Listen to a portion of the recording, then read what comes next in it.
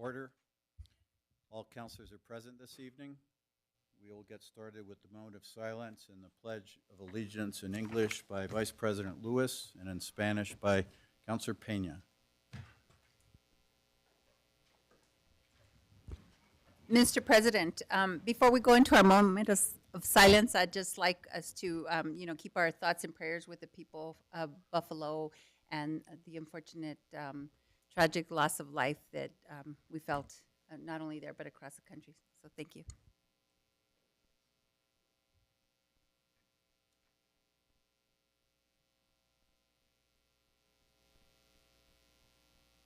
Join me in the pledge. I pledge allegiance to the flag of the United States of America, to the republic which stands one nation under God, indivisible, with liberty and justice for all.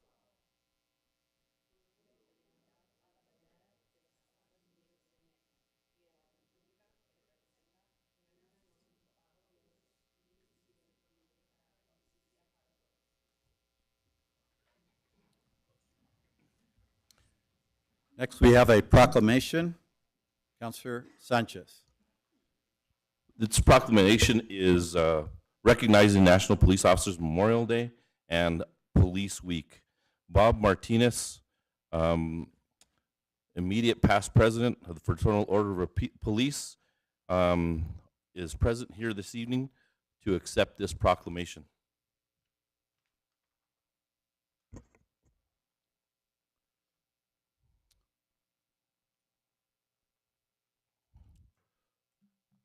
Thank you for joining us, Mr. Martinez.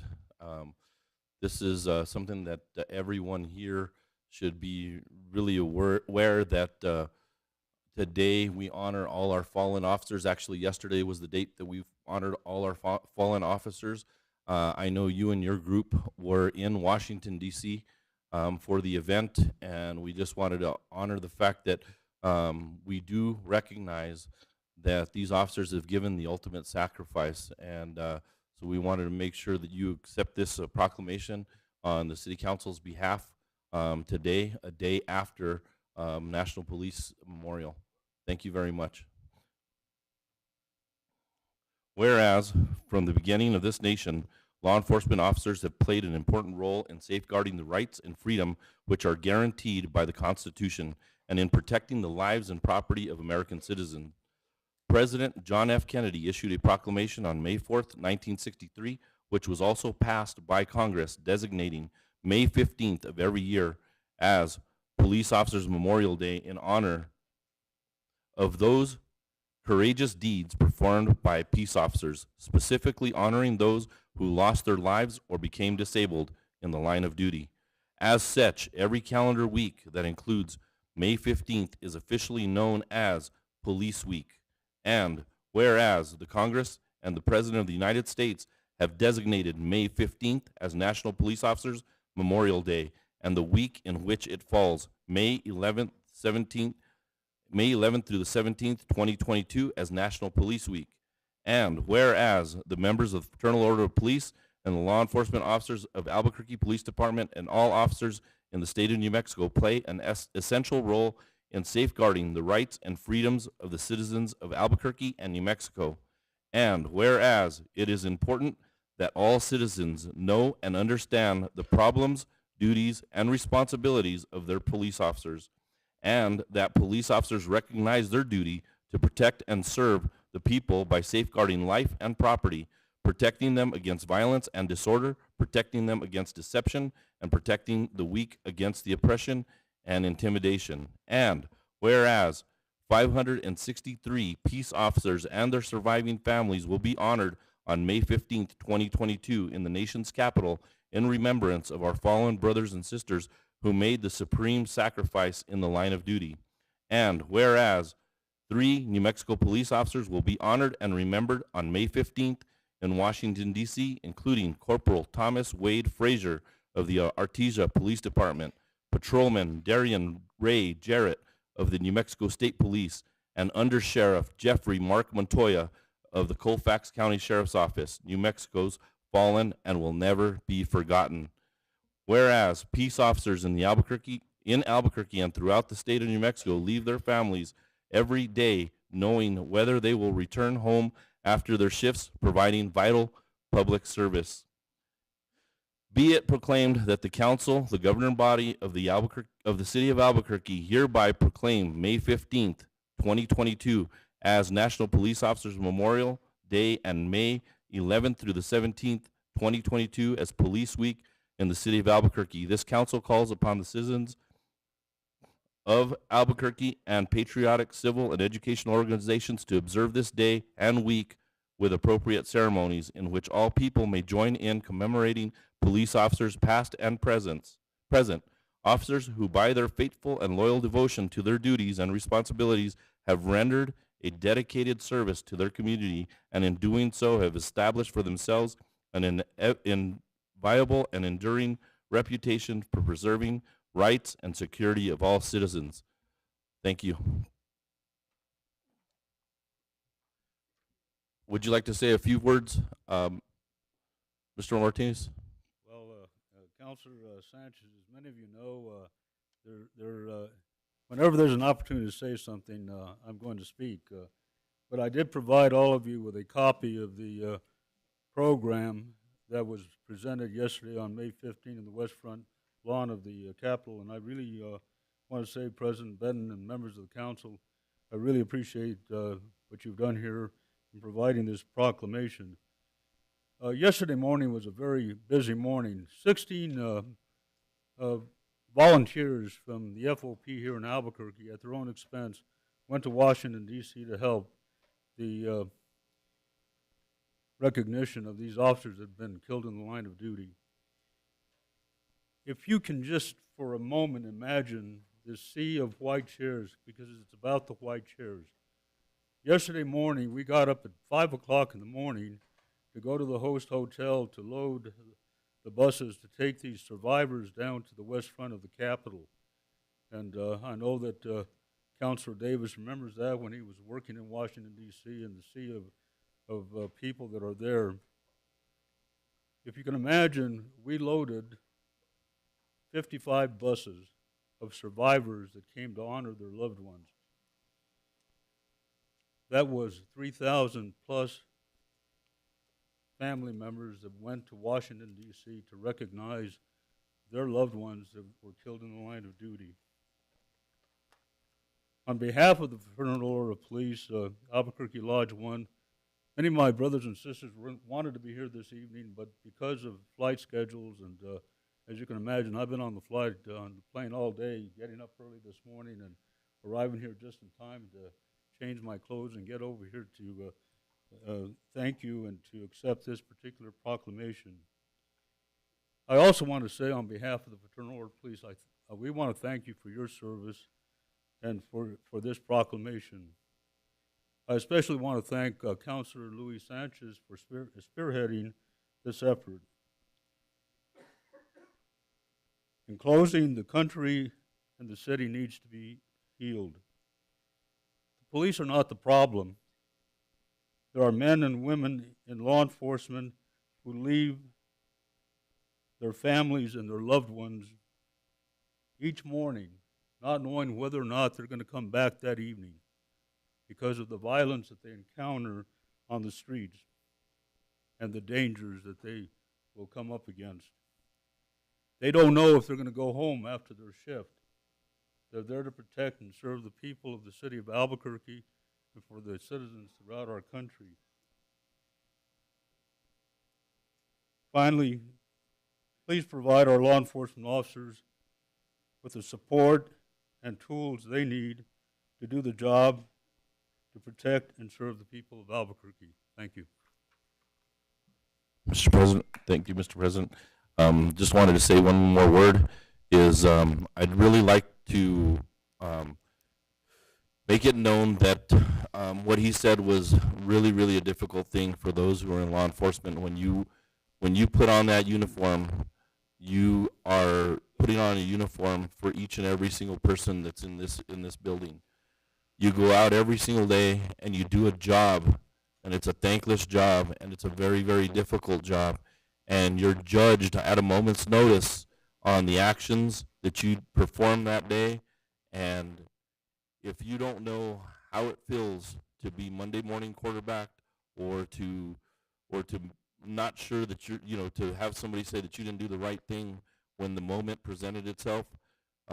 We rely on our training, we rely on our experience to make sure that we make the best decisions that we possibly can. And each and every officer is not here, or do they hire on to lose their jobs or to be in a position where their jobs are gonna be jeopardized. They hire on because they want to serve you, the public, and they want to do it not for themselves, because officers don't make the money that you could make somewhere else. They do it because they feel it in their heart and their mind to make sure that they protect each and every one of us and make sure that we go home safe every single day. And they put themselves on a back burner and protect you every single day. So I just want to say thank you to all the law enforcement officers in here and all the law enforcement officers who have served Albuquerque over the years, and New Mexico. Thank you very much. And I'd like to see if we could, I don't know if it's appropriate, can we give the officers a standing ovation?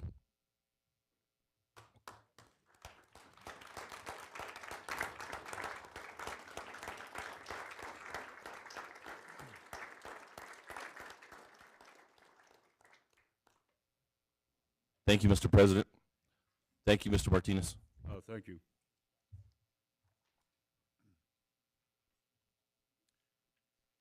Next, we'll move to general public comment.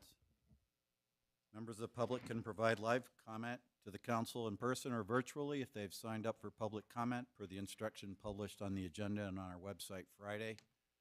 Here are the public comment ground rules. Each participant has up to 2 minutes to present. Comments are to be addressed through the councilors only, through the council president, and any disruptive conduct will result in removal from the meeting. And for those commenting here in the chambers, there for that 2 minute time limit, the light on the podium will be green for the first minute and a half, and then the light will turn yellow, indicating you have 30 seconds to wrap up your comments. Then the light will turn red when your time is up. Mr. Moya, please call the name of the first speaker. Thank you, Mr. President. First speaker is Andrea Calderon, followed by Chimay Romero.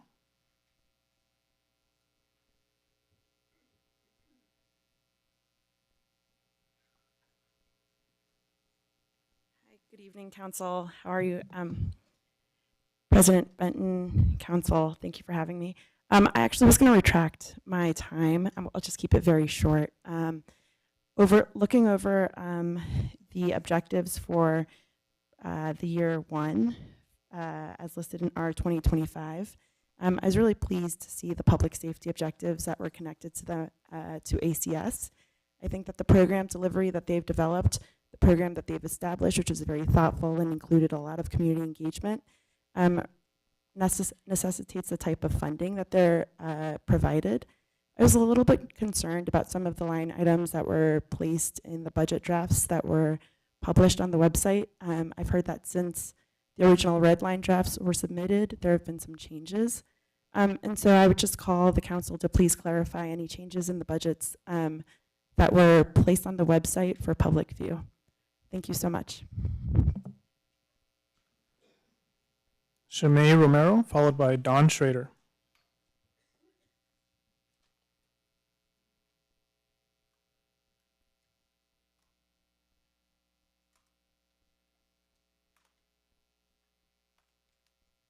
Good afternoon. I just wanted to thank Mr. Sanchez and Mr. Lewis for representing the people truly from New Mexico, from Albuquerque. I've been a New Mexican all my life, and I'm kind of perturbed that as a teacher, retired teacher, and as a person from District 5 or anywhere in New Mexico, that they're allowing, I know you're not doing it today, but I just want you to know how I feel. And as you know, women who feel these things need to be, from behind every man is a great woman, so most of the decisions that are made in man's lives is because you had a great woman to be there to guide you. And so I'm just asking you from the bottom of my heart to reconsider these encampments that you plan on proposing. As we have a lot of people that were going to come today, but apparently it's next week. I would pray that you reconsider these these homeless tents to be placed all over New Mexico. I am a person that loves everybody. I am a person that helps the homeless. I am a person that goes out of my way to make sure they have what they need. But I'm also a person that's a realist, and I can see that most of these people choose to be in this environment for various reasons, one of them being mainly drugs or alcoholism. I pray that you, as all people, know you have children, that you take into consideration that we are not happy. And as a citizen from America and New Mexico, we will fight everyone and anyone who doesn't put people and children first. So I pray that you reconsider what you're planning before you do it. Thank you for your time. Don Schrader, followed by Julian Morales.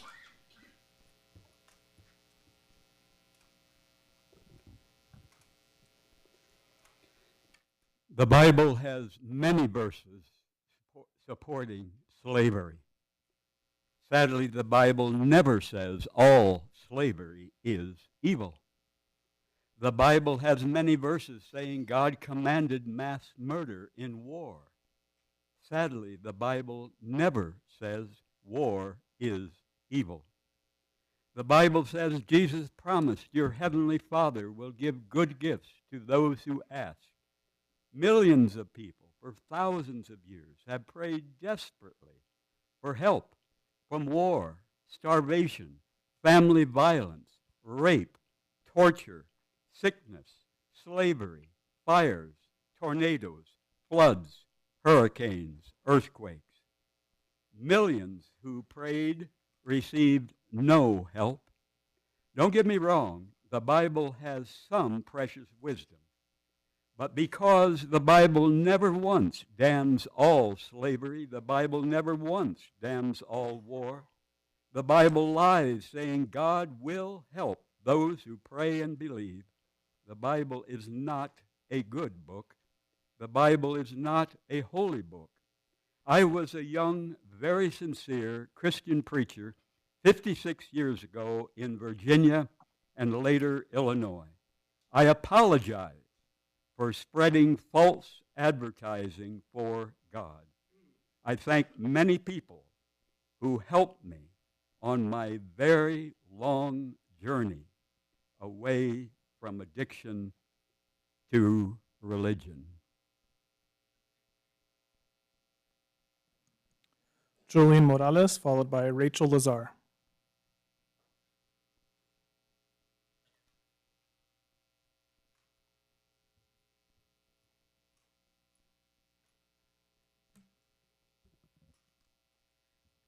Good evening, everybody. City Council, my name is Julian Morales. I'm a licensed realtor since 2003, and this IDO thing is why I'm here today, that tent encampment thing that you guys are considering, and we know how this could affect our residential, how properties are sold in the MLS and that kind of stuff, but it's also going to affect our real estate market. So I wanted you guys to reconsider that. And these homeless people are on drugs, and not all of them, but most of them. And it'd be hard to keep that away from our kids. There's needles in our neighborhood right now. We're finding things like that, and we're having the city come out and pick them up. I'm finding needles out by my street. Little kids are just running around finding these needles in the parks. I think this is going to be dangerous for our city. Not only will it affect our real estate market and prices, but it's going to affect our businesses that want to come here in the future. Also, if you're not able to police the one that you have now at the park downtown, how are we going to police that currently as if we guys decide to do this? So those are just some issues that I wanted you guys to consider. And also, if this is passed, if there was any way we could do a test period, maybe in your neighborhoods, if you guys choose to do it. If you guys want to do it, maybe we test it out in your neighborhood first and then see if that works. And if your neighbors, and maybe we can vote on it as a people in Albuquerque instead of just you guys voting on it. Um, so maybe we could do something like that. So, but thank you very much for your time today. Rachel Lazar, followed by Patricia Siceberry.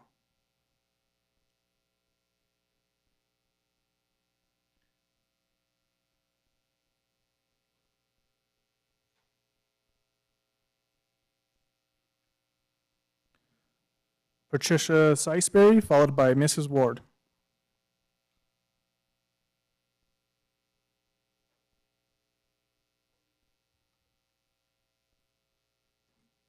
Ms. Ward, followed by Daryl Lassard.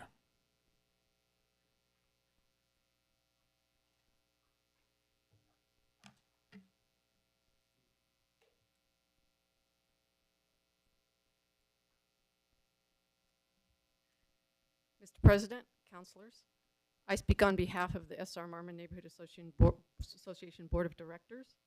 We support the mayor's veto of O-2215, that's EC 2279 on your agenda tonight. The proposed NARO as written was problematic in multiple ways. One way was the red herring of dues being a poll tax. Not true. Neighborhood associations are not taxing authorities and do not conduct elections for public office. They conduct internal elections for private, freely formed volunteer organizations. It is an educated guess that council staff did a lot of copying and pasting from ordinances in other cities without regard to whether or not they were about publicly elected neighborhood councils or government-funded neighborhood associations that follow census tracts and cover all residents of a municipality. Neither of those conditions applies to Albuquerque.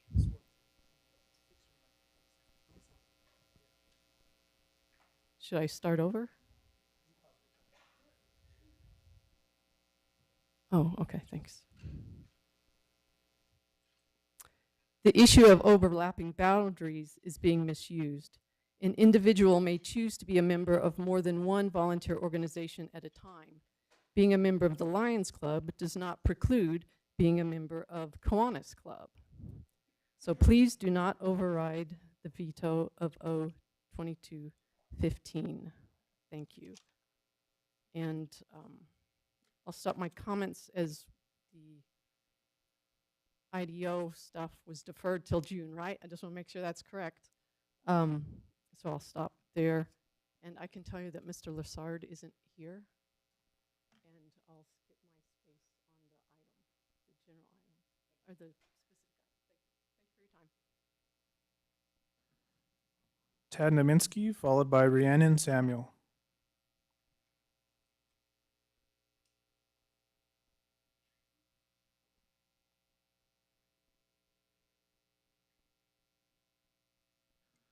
Rhiannon Samuel, followed by Aaron Moore.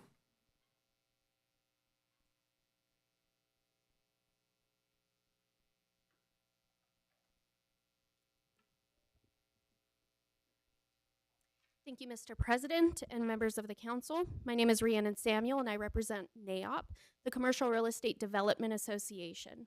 A few things I want to comment on. First, I want to thank council for funding the planning department's budget requests. As we make massive changes within the IDO, having a fully staffed department is imperative to those changes' success. Second, I have spoken before in favor of the business improvement benefit fee. I want to again express the business community's approval for this innovative solution to marketing our city to visitors and prospective residents alike. Next, I'd like to speak in support of the Menaul MRA. Metropolitan redevelopment areas are a useful tool to incentivize development in blighted areas while mitigating some of the risk. And finally, I would encourage the council to override the mayor's veto of the neighborhood recognition ordinance. The current system is broken and is in need of an overhaul. This ordinance will help facilitate effective communication at all levels. Kicking this issue down the road with a veto is avoiding this body's responsibility to create sound legislative structure to empower neighborhood associations to meaningfully engage with the city and the community at large. So in summary, thank you for the planning department's budget. Please support the Menaul MRA and the Business Improvement Benefit Fee. And please vote to override the veto. Thank you. Aaron Moore, followed by Jesus Avila.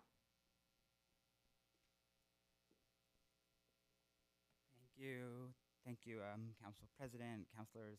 I'm here today to speak in support of affordable housing budget increases that have been suggested at the Committee of the Whole meeting on Thursday, and urging your support in passing those. Housing's in a pretty precarious situation in Albuquerque. It doesn't take a report to see that and to know that, I think, but there was a report in 2020 that was commissioned by the Urban Institute showing that we lack 15,500 units available for people with moderate to low incomes.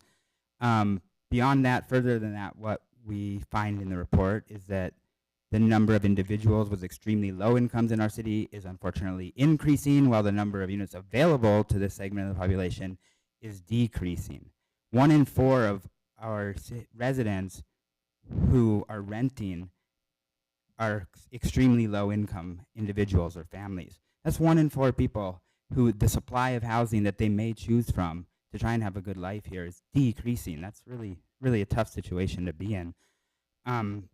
The Urban Institute recommends a 2-pronged approach to deal with this. One is increasing capital production of housing that could be available to affordable for individuals with low and extremely low incomes, as well as the increase of subsidies available to support affordable housing. I believe this budget proposal reaches both of those areas. There's a $20 million increase in capital production and a $10 million increase for subsidies.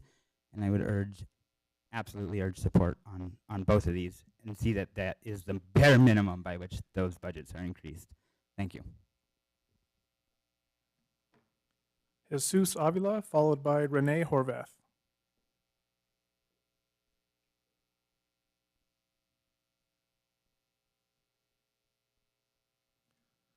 Renee Horvath, followed by Jay Wilson on Zoom.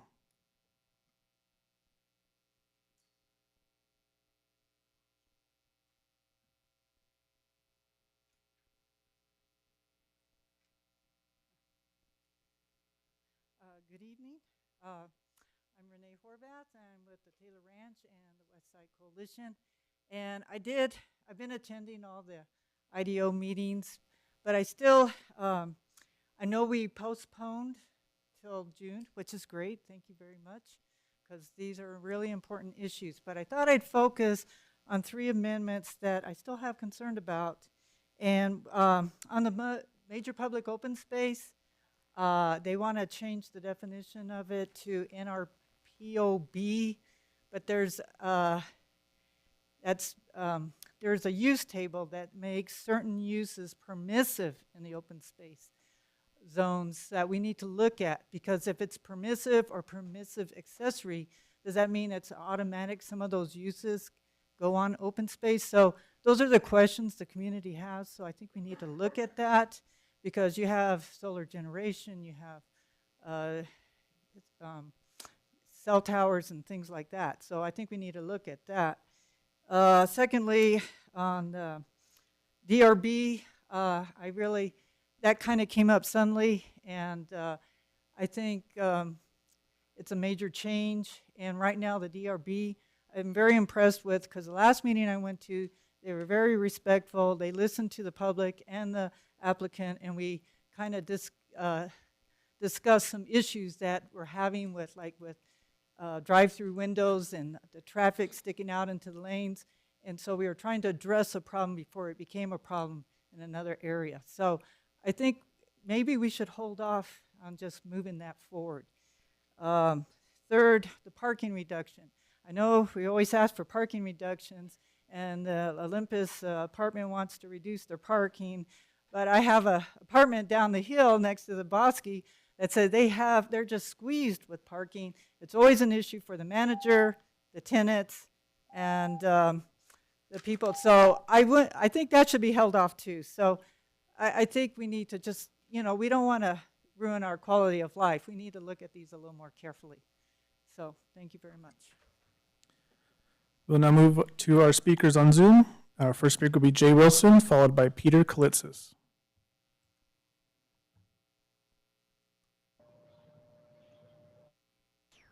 Okay, good afternoon, Council. My name is Jay Wilson, and I'm the president of the Albuquerque Bless Fund. And I'm here today to speak against the proposed cuts to the Office of Equity and Inclusion. I'd like to begin by saying that justice and restoration should not be the collateral damages of a fiscal year, not this year or any year moving forward. There were admirable and historic strides made since last summer, but these acts cannot only be made when Black and brown people are killed and perturbed. The commitment to rectifying the plight of BIPOC people must be natural, sustained, and adamant. The works and initiatives of the Office of Equity and Inclusion have gone a long ways in empowering, engaging, and exciting new life and vigor that everyday people in the Duke City's most neglected communities haven't had or seen in years. I'd like to say that when it comes to budgets, budgets are bonds. They reflect the relationship and the nature of what public officials want to do with the communities that they represent. And that when it comes to addressing the challenges and disparities facing BIPOC people here in Albuquerque, we cannot piecemeal or use meager efforts or meek efforts to address these challenges. I encourage the committee today to encourage to fund the OEI at its desired levels and to push the budget moving forward in future years. If we want to see a more included, a more empowered, and a more representative Albuquerque, it's very important that we encourage the city to stay resolute towards equity and inclusion. Thank you. Peter Kalitzis, followed by Sylvia Ramos Cruz.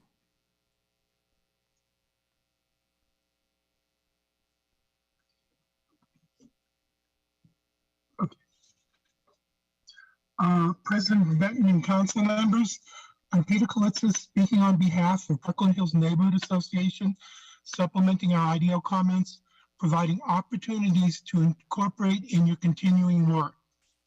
We would like to comment on 3 issues. Religious organization exemptions is the first, as most unhoused sheltering opportunities are provided by religious organizations. We oppose the religious exemptions in most of these proposals under RLIPA. Allowing most of the proposals to include these exemptions would permit virtually unrestricted numbers and locations of these facilities.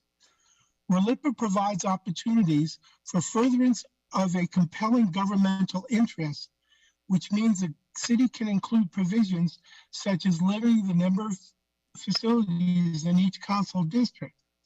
Therefore, we respectfully request that you include opportunities, removing most exemptions for religious organizations. 2, we oppose zoning changes to overnight sheltering, granting permissive use in MX zones, as they often include residences in or nearby. We repeat this because it keeps getting incorporated in new amendments. 3, we support the ICC request, including that proposed IDO changes be deferred to such time that sufficient opportunity for public hearings and comments can occur, possibly including IDO required EPC hearings. Thank you for the opportunity to address these important amendments. Sylvia Ramos Cruz, followed by Selena Connolly. I will be speaking in part to the Old Town amendments to the IDO. I don't know if I need to be sworn in. Mr. President, the speaker is proposing to speak about Old Town amendments to the IDO. The council appropriately has been treating those matters as quasi-judicial and giving them heightened procedure. The speaker asked if she should be sworn in, and the answer is yes. However, part of it is the procedure of ensuring that folks are swearing in and some others sworn in, and some other safeguards, but another part of it is making sure that the record in the matter is controlled. And so since that matter isn't up for discussion tonight, it wouldn't be appropriate to take comment on that matter until it is actually before the council, so that you can continue to control the record and how input comes into that. So if that wasn't clear enough, I don't think the speaker should be permitted to speak on this issue tonight. All right. Okay. Did you? May I say what else I was going to say, or? Not if it's about the Old Town zoning. No, it's not. Okay. So the other issue I wanted to bring today was that I want to thank all the staff of the City Council who have helped me learn how the council works and the procedures to be followed when a citizen wants to make her or his voice heard, as well as how to interpret the various documents and agenda items pertinent to my issue. In all my interactions with the staff, I have found them knowledgeable, courteous, prompt, and patient. In particular, I want to recognize Petra Morris, who has answered many emails from me seeking further and further clarification, sometimes even at the last minute on a Friday afternoon. You counselors and we, the public, are very lucky to have these people at their posts. Thank you for your attention. Thank you. Selena Connolly, followed by Patricia Wilson. Good evening, Mr. President, members of the council. I'm here to speak in favor of the zero fares for public transportation. My name is Selena Keneally, and I'm the parent of a 7th grader, Toby, at Grant Middle School. We live out of district for Grant Middle School, so the bus is an important part of our family's transportation options. My kiddo rides the number 11 bus about once or twice a week. And not only does this help my husband and me, both of us have full-time jobs, but it also has helped my kiddo to develop a sense of responsibility and self-determination. Of course, this option has been great for us during the school year, and it will also be really impactful this summer when my kiddo will volunteer at the public library. Thank you for your consideration. Patricia Wilson, followed by Camila Fiebelman. Mr. President and members of the council, regarding EC 2279, I respectfully request that you sustain the mayor's veto of O2215, the revised NARO. On April 18th, prior to passing it on a 5-4 vote, Council President Benton vehemently insisted that this issue did not need to be rehashed, that it had been dealt with in the neighborhood engagement process, or NEP. You have all subsequently received facts about how faulty the NEP process was. For that reason alone, you must sustain this veto. This city is suffering from many things that were pushed through because they did not need to be rehashed. The art project, for one. After it was determined that the bus rapid transit project did not need to be a center-loaded dedicated lane bus to qualify for federal money, did the design team take a step back and incorporate vast amounts of free professional input? No. You have an enormous resource available to you to help you rehash the NARO, to create a document that coordinates correctly with the IDO, serves the development community, and protects neighborhoods.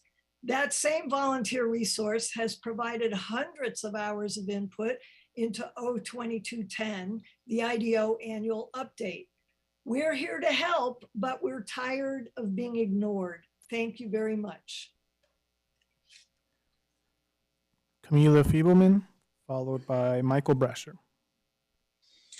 Thank you, Council President and members of the Council. My name is Camila Fiebelman. I'm the director of the Rio Grande chapter of the Sierra Club, and I represent over 35,000 members statewide, most of whom live in Bernalillo County. I'm speaking tonight in support of keeping funding for the Zero Fares initiative in the budget. Keeping zero fares in the budget honors Albuquerque's commitment to residents and visitors. I don't know if you've seen this year's American Lung Association's State of the Air report, and you might not know that there are 10,000 cases of pediatric asthma in Bernalillo and another 54,000 adult cases, leading not just to scary health crises, but missed days at school and work. Zero fares can help keep our community air clean and healthy for every Albuquerque resident and those who come to visit us. Thank you for all you do, and we hope we'll see zero fares in the budget. Michael Brasher, followed by Mark Powell.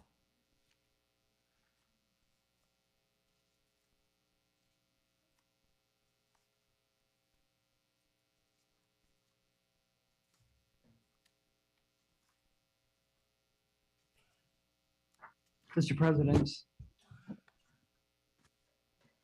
Yes, Mr. Basser, please proceed. Mr. President, and members of the council, Michael Brasher here, President of the Intercoalition Council. Tonight, I respectfully ask you to sustain the mayor's veto of O-2215, the revised narrow. You've been provided with detailed research from Deborah Conger about the neighborhood engagement process. It raises serious questions about whether the contractor carried out everything they were contractually obligated to do. Also a note, please do not eliminate the DRB. Also, neighborhoods don't charge from $50 to $100, as has been stated in a previous meeting. And it's so obvious that you don't have to pay to vote in neighborhood meetings. The Intercoalition Council has put in hours of work trying to find something that is helpful, information that is helpful to you to guide you in your decision-making process. The Intercoalition stands ready to work with you, with the council, with stakeholders to develop an ordinance that will work for all. Volunteers again have put in many, many hours. Their work is appreciated. Please, please uphold the mayor's veto. Thank you all very much. Mark Powell, followed by Lene Romero. Good evening, Mr. President and Council. First, I'd like to thank you for your service to our community. We have an extraordinary town, and it's in large measure due to tonight's a perfect example of that. I am here representing the New Mexico Independent Auto Dealers Association in support of the Menaul redevelopment area.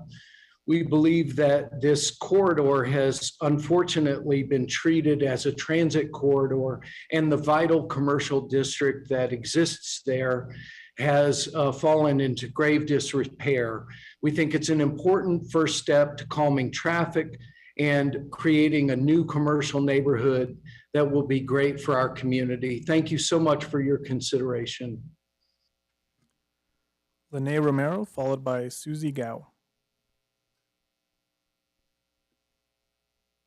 Hello, my name is Linnea Romero, and I'm here to speak on behalf of the Somos Unidos Foundation of New Mexico United. Our organization is in full support of the Zero Fares program, for it fully creates more accessibility to community services, especially for those from low-income areas. A huge population of families who attend our free local community clinics use public transportation. I can also say that a lot of our other local nonprofits benefit from Zero Fares, for it makes transportation available to populations we serve. This is huge in our efforts to diminish the barriers that exist in low-income areas when it comes to children participating in sports or extracurricular activities. What we have found is that not only can most families across our city not afford to have their children in sports, but they do not have the ability to transport them to practices, games, or other activities. Zero Fares has helped the kids in schools across Albuquerque be active participants in our community. If we get rid of Zero Fares, we're ensuring that community efforts will be exclusive to only those with the income to get them there. Let's continue to include everyone from east to west, north to south to have Zero Fares for all. Thank you. Susie Gao, followed by Marion Pendleton. Hello, can you hear me? Yes, we can. Please proceed. Okay, yeah. Yeah, I heard so many comments about Zero Fear. So we're going fully communist type of everybody get free stuff. That's some like people are trying to get. I'm here, I'm not talking about that. It's my side comment. I'm actually here just as a hardworking citizen here living in Albuquerque. And so I have been learning about there's discussion about this citywide homeless campsite, the discussion there. So I'm here to really ask you seriously oppose. I'm serious, I'm asking you to seriously think about this homeless campsite. This is disaster for Albuquerque. So I think many of your counselors have received emails from people all over the city. So that's, you know, limited or unlimited or 45 homeless encampments. They're very dangerous, okay? So they make the city looks, you know, you just can't go anywhere with your kids now, you know, just every night. There's a great example is the Coronado Park. So this homeless encampment or campsite do not solve the homeless issues here in Albuquerque. The crime in Albuquerque is already skyrocketing. You know, you get camps, you know, when you have centralized camps, those people can even work together, can have create more crimes. So and this kind of practice already done in other cities like San Francisco, Los Angeles, and they're turning the city into shitholes. So I really, you know, urge you to reconsider any, really reject this type of amendment to the development plan.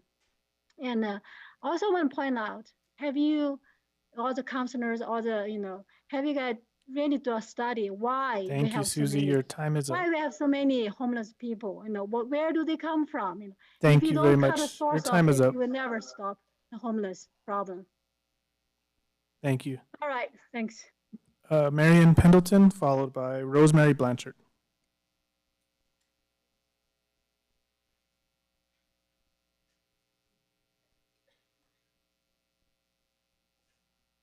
Hello, councilors, council president. I would just like to ask you to please sustain the mayor's veto of the narrow. I've been present at neighborhood meetings where we've had 30 people to show up who have never attended a meeting in the past. And for one specific reason, to overthrow, well, it's a hostile takeover, and it's not right for the people who've been working on these issues forever and ever. I think there's a good reason to have dues, because then people can't just show up and do a hostile takeover. It's a little overwhelming when that happens. So please sustain the mayor's veto of narrow, because we need to refine that bill. I also want to ask you not to do away with the DRB. It's a way for the common citizen to be heard. I've spoken there a number of times. It's very helpful, and there's good interaction between both sides there. And I just feel like it's another way to take away the citizen's voice, which is what I think the IDO is doing, since I went to the ABC to Z meeting, and they pointed out that their whole goal was to silence the average citizen. So I really need to have the DRB maintained. And I am very concerned about the open space, remaining open space. I don't want it to be used for cell towers or staging areas for development. We work hard to get the money. I've gone to so many fundraisers for open space. And this is private people's money that's buying these properties. I don't think that the city should be allowed to just take it over and use it when we've gone into our own pockets to try and purchase these lands. Thank you very much. Your time is up. Thank you. Thank you. Rosemary Blanchard.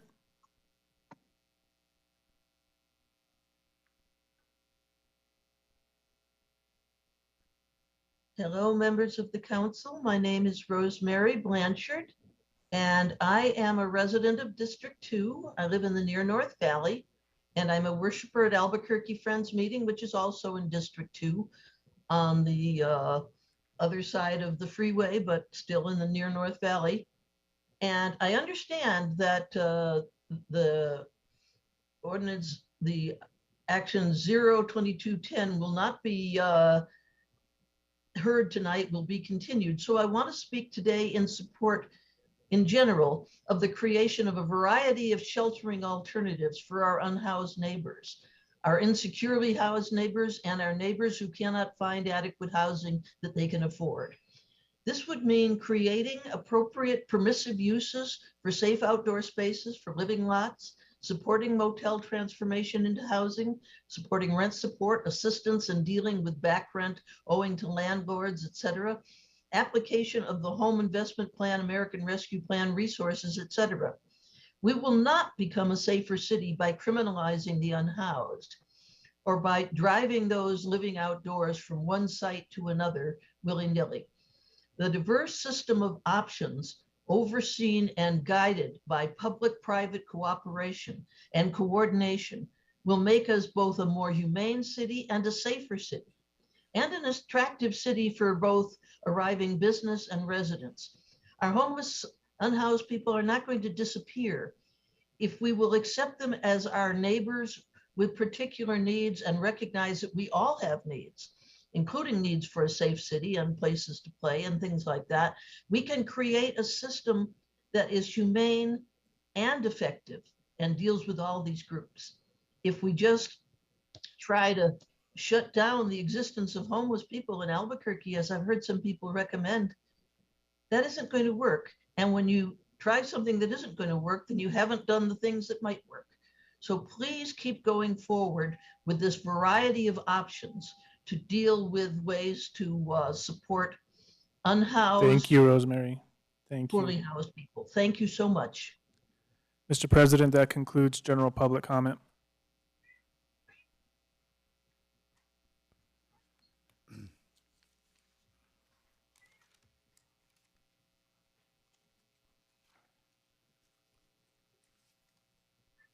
Thank you, Mr. Moya. We'll now move to the administration question and answer period. Councilors, any questions for the administration? Councilor Sanchez. Yes, I have a question for the police chief.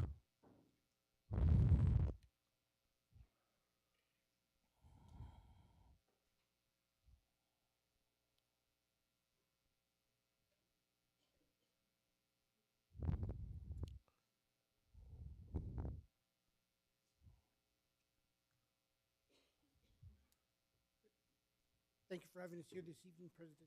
Thank you, Mr. Sanchez. Mr. President, Chief Medina, last week I asked for a report card, and I just wanted to see where we're at in reference to that report card. Your deputy chief was here, and he said he'd make sure that he got that done. So I just wanted to make sure we got that information to us as counselors. Thank you. President Benton, Councilor Sanchez, we are working on a report that's going to come out to council. We know that we had a report in the past, and during the past several months, the past few months, Gilbert's been working on it. So we do have, if you let us know the specific information you'd want from it, we could work on it.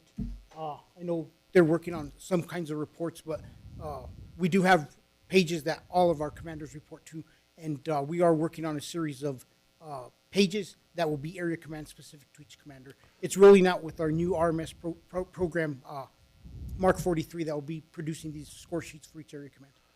Mr. President, Chief Medina, I just asked for some specific information, like how many boots on the grounds do we have right now at the police department, at the Albuquerque Police Department. I gave him a list that I thought he had wrote down, so I just wanted to make sure I get that information.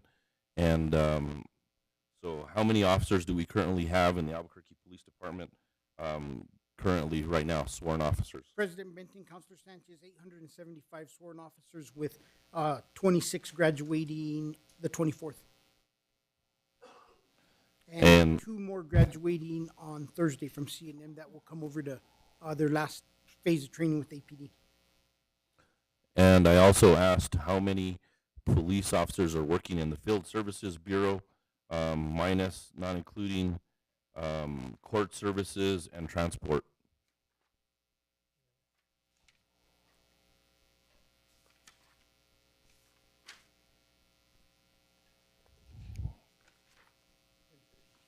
Let him get to the right page.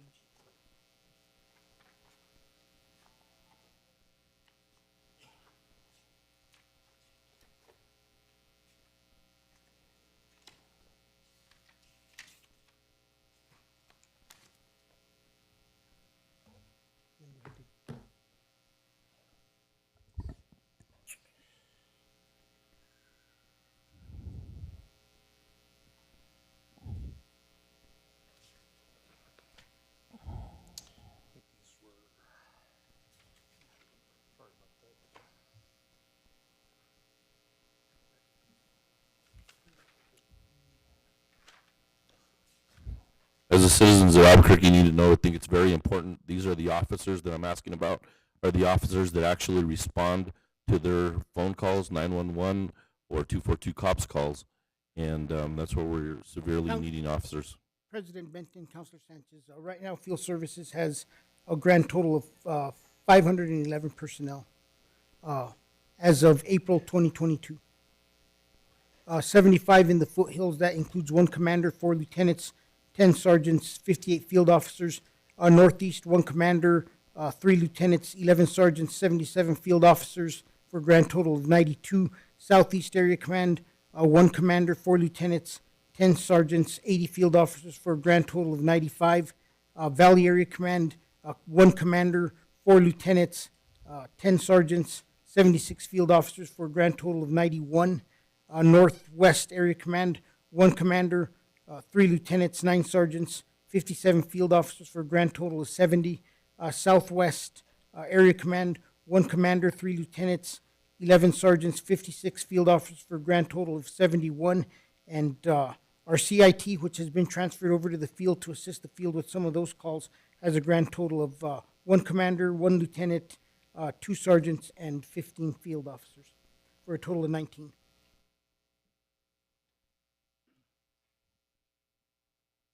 Okay. And also I asked how many officers have left the department this month for retirement or just left.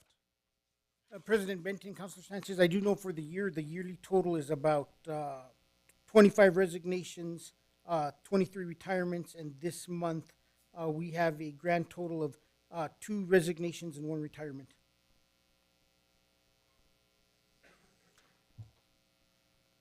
Thank you. And another question I had is homicides. How many homicides do you have reported at this time? Councilor Benton, President Benton, Councilor Sanchez, I think we are at 44. We're really close. Thank you. And how many violent gun crimes have you investigated since the start of the year? I'll have to get that information back to you. Okay. Those are some of the questions that I'd like to present the public with, as well as my fellow counselors each and every week. So if you'd like, you could either put it in regular print format, or and then I'll ask you and we can run it by the council each time. I'd really appreciate that. Thank you, Mr. President. Councilor Davis.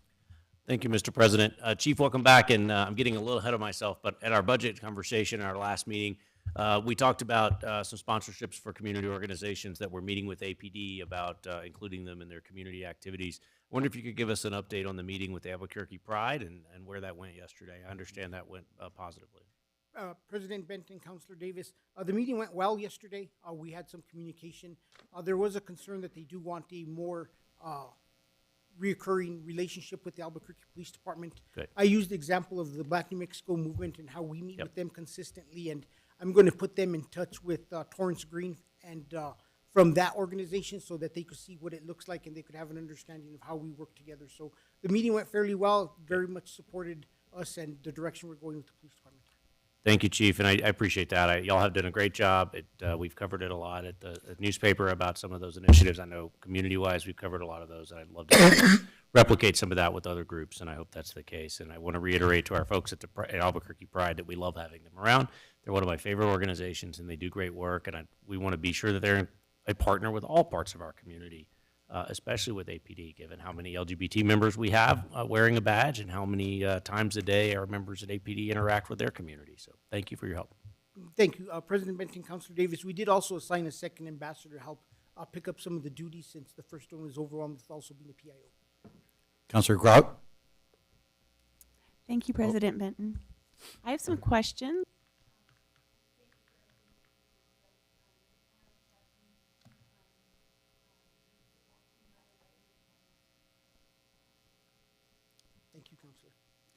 Councilor Pena. My question isn't for the chief. I guess Any other maybe question just a for comment. the chief while he's there? Thank you, Chief. Dina? Thank you, Chief. Just a comment, can I have that white binder? It looks like there's valuable information in there. My question is that last meeting I had asked for information related to how much it costs for the upkeep of Coronado Park, and I don't know if anyone has an update on that.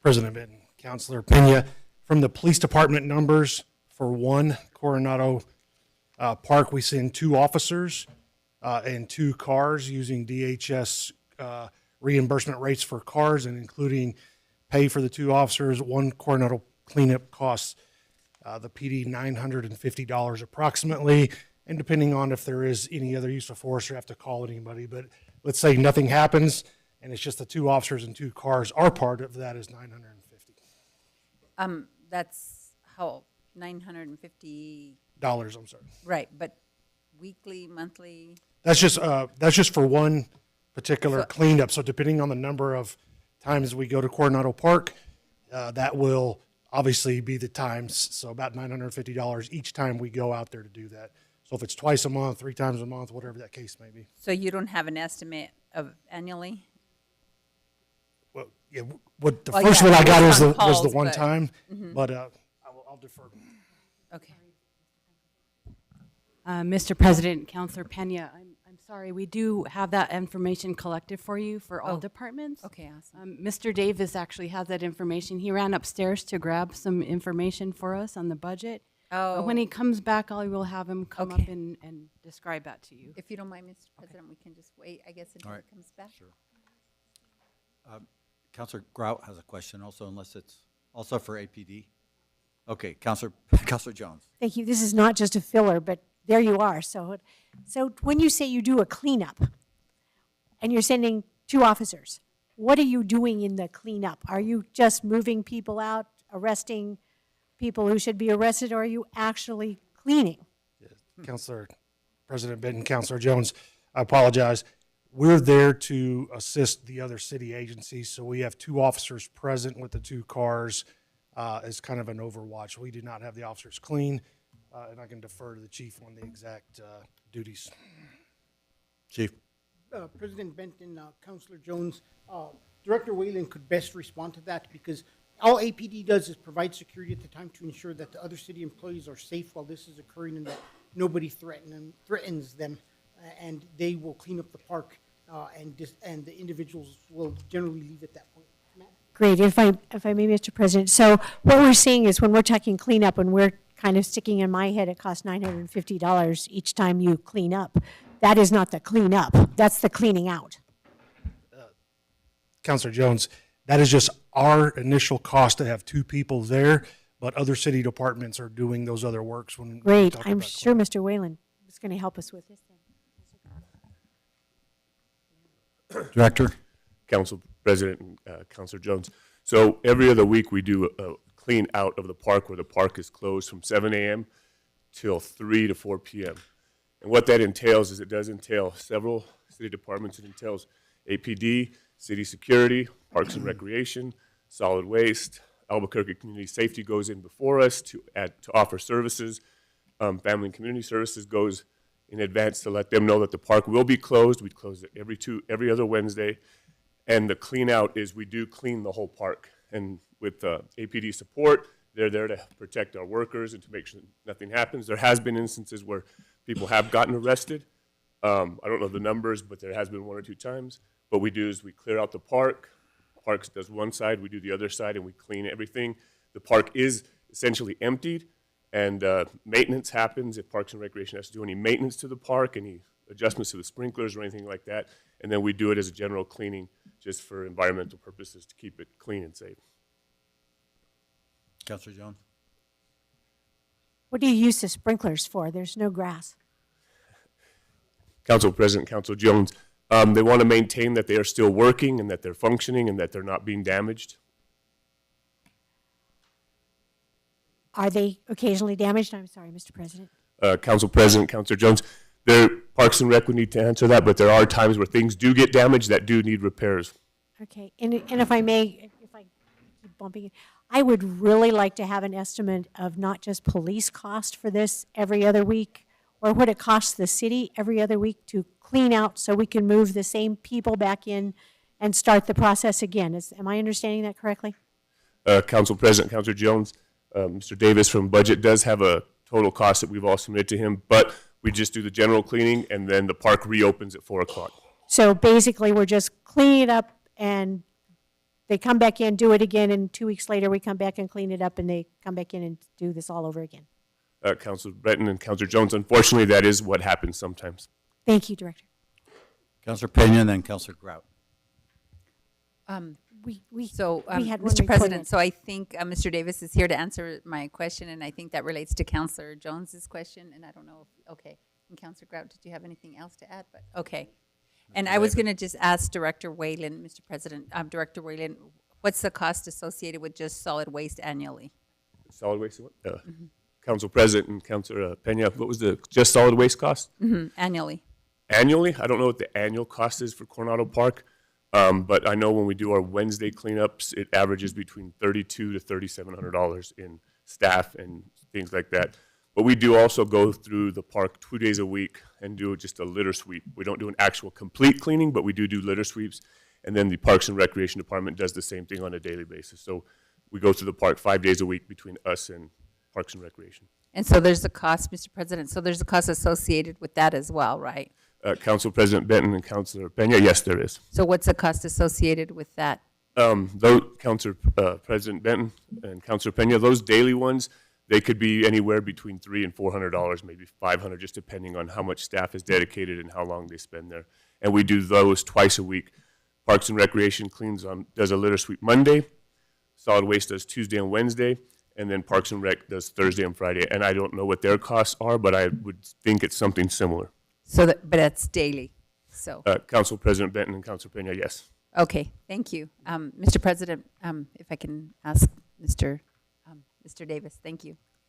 Thank you, Mr. President, Councilor Jones, Councilor Pena. So the data that I've compiled from Solid Waste, Community Safety, Parks and Rec, Fire, Police, Family and Community Services, and Municipal Development totals the biweekly cost at Coronado Park is $27,154.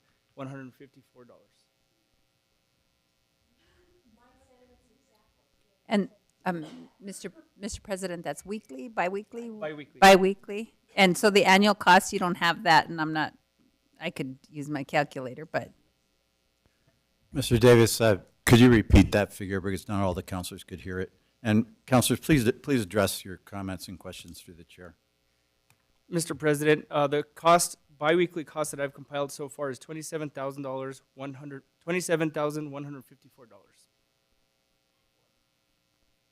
Biweekly, okay. Thank you. Councilor Grout, did you have any more? So, Pardon me? So, I was just going to finish. So Councilor Grout was just helping with the math, and so that's Okay. $706,000 annually for Coronado Park. And I would just really wanted that question answered, Mr. President, just because we were talking about some budgetary items in terms of, the encampments or living lots. And it's my understanding that there was $750 in the budget for living lots. But outside of that, it doesn't seem as though we have a budget line item for encampments if we were to actually pass the IDO amendments. Is that correct, Mr. Melendez? Mr. President, Councilor Pena, I think I'd call up Mr. Muniz to answer that question. Are you talking about a line item in the budget? Yes. One second, please.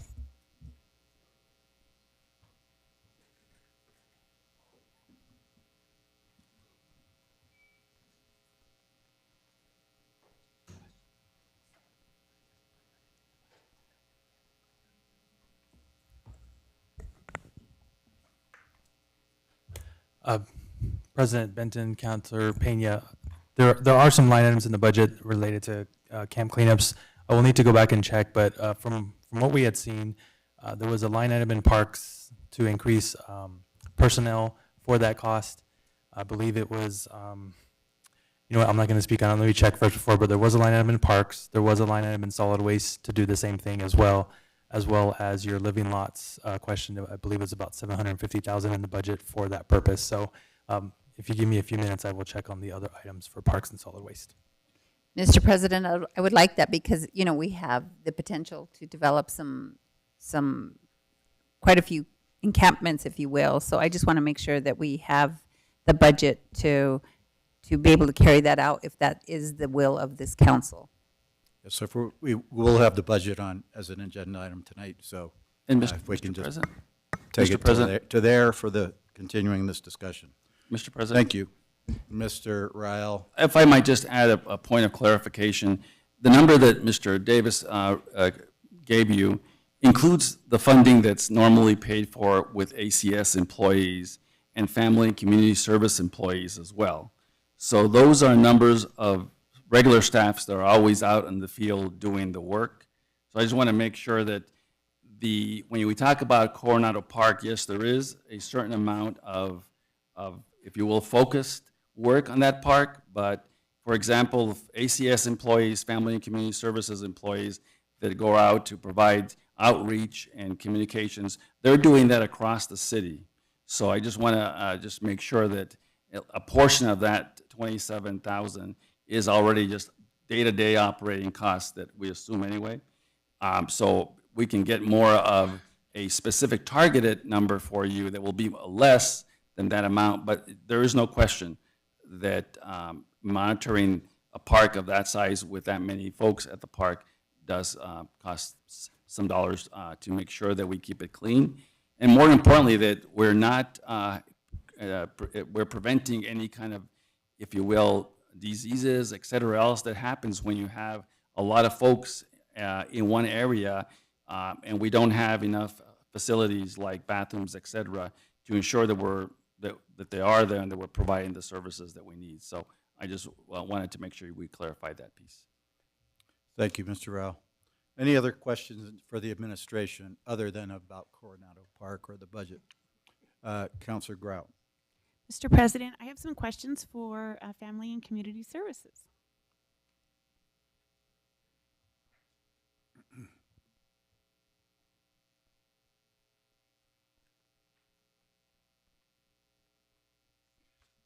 Hi, Director. Thank you for being here. I wanted to ask you about some of the homeless shelters that we have here. Does Family and Community Services refer homeless folks to different shelters, local shelters, private shelters, or just the city shelters?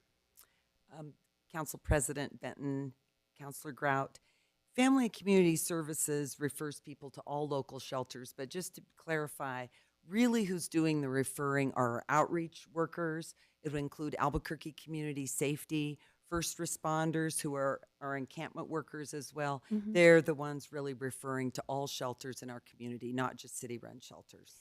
Okay, so that's good to hear. Are they also referring them to the faith-based shelters as well?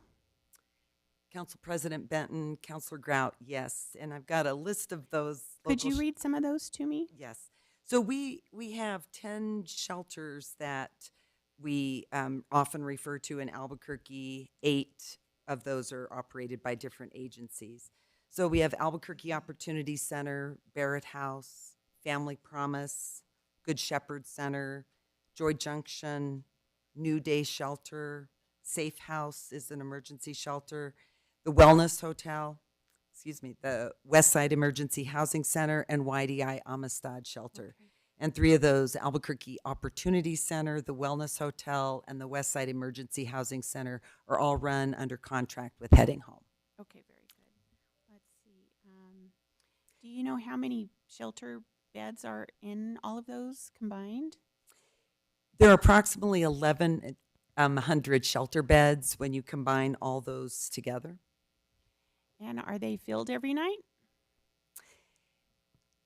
We know, Councilor President Benton and Councilor Grout, the shelter, I know for the West Side Emergency Housing Center that can hold up to 450 people is not filled every evening.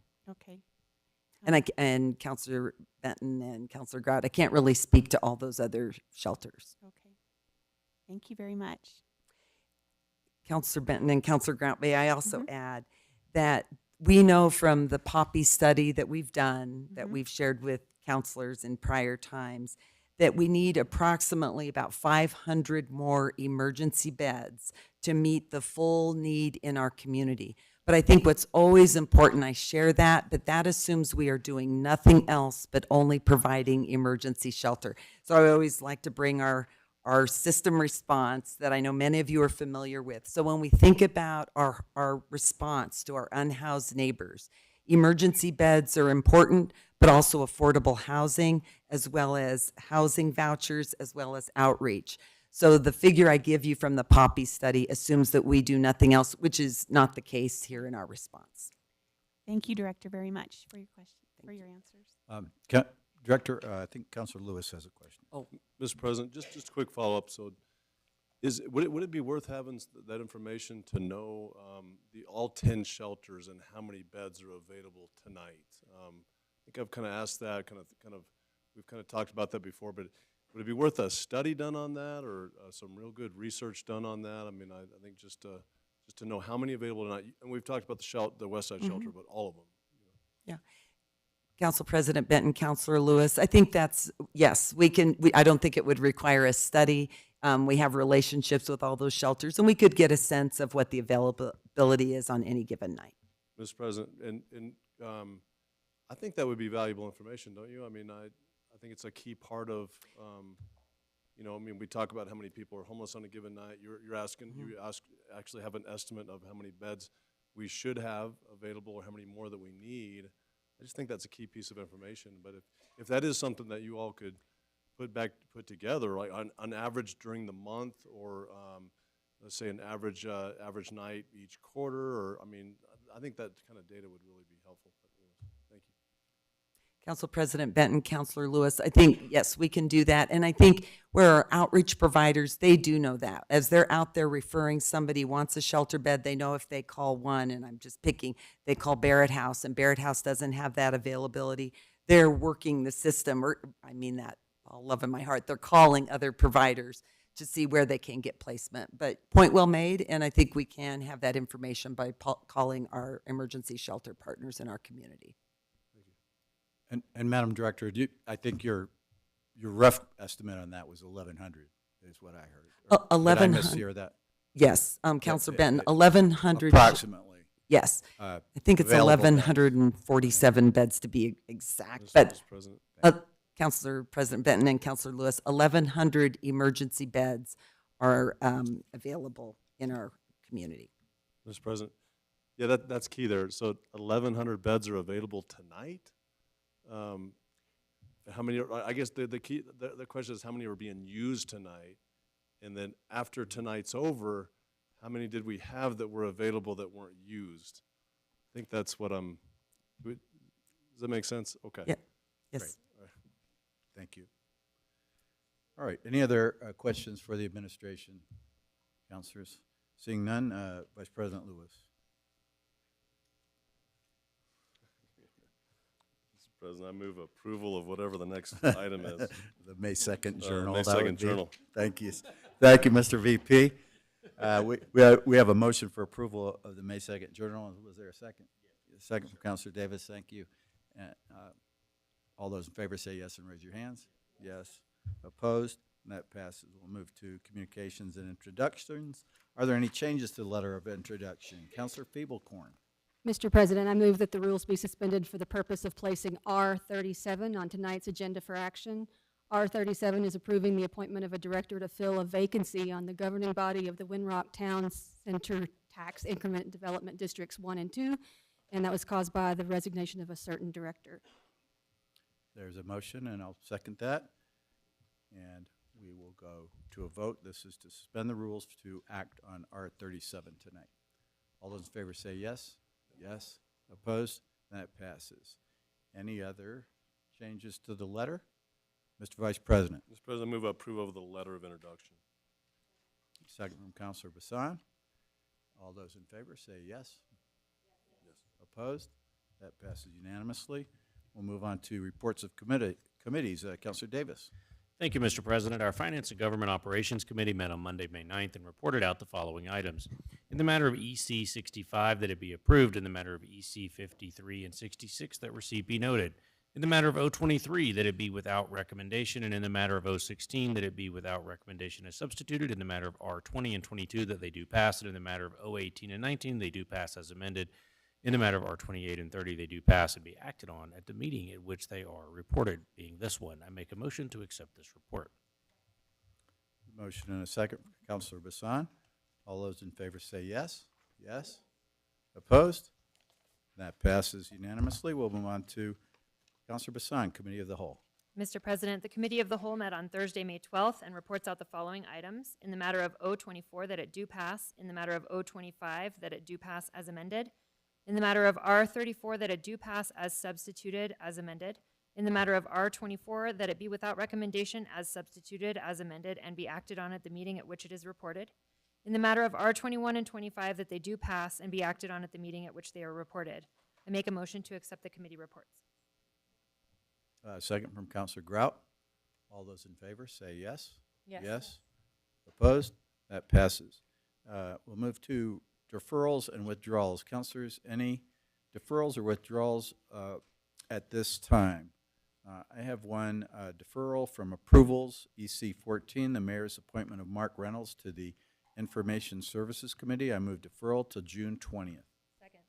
There's a motion and a second from Councilor Bassan, I believe. All those in favor say yes. Yes. Yes. Opposed? That passes. Any others? Deferrals from final actions. We do have item D, O10, that's the text amendments to the IDO. And Councilor Jones and I have that one. I'll move a deferral until June 6th. There's a motion and a second from Councilor Jones. All those in the favor say yes. Yes. Yes. Opposed? That passes. Any other deferrals at this time, councilors? All right, seeing none. Are there any changes now to the consent agenda? Councilor Grout. Mr. President, I pull items I and J off the consent agenda, EC 76 and EC 77. Both are agreements with the DLG Accounting Advisory Services. Second. Oh, we don't need one. That's correct. So EC 76 and EC 77 will be removed. Any others, councilors? From the consent agenda? For the individuals on tonight's consent agenda who are being appointed to serve on a board or commission, thank you for your willingness to serve. We appreciate that very much. Mr. Vice President. I move approval of the consent agenda. Second. There's a motion and a second from Councilor Bassan to approve the consent agenda. This is with the two items removed. All those in favor say yes. Yes. Yes. Opposed? That passes. We will now go on to EC 76. These are the items pulled. Councilor Grout, EC 76. Thank you, Mr. President. This is a question for council staff. I just wanted to ask about, can you please confirm the closing dates of these two contracts? I just want to make sure that the work of an outside external force investigation team will not go on forever with no end in sight.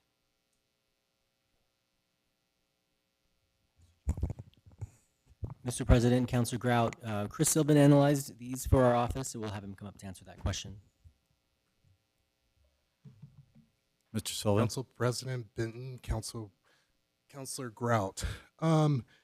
Regarding EC, hold on, let me look at this real quick.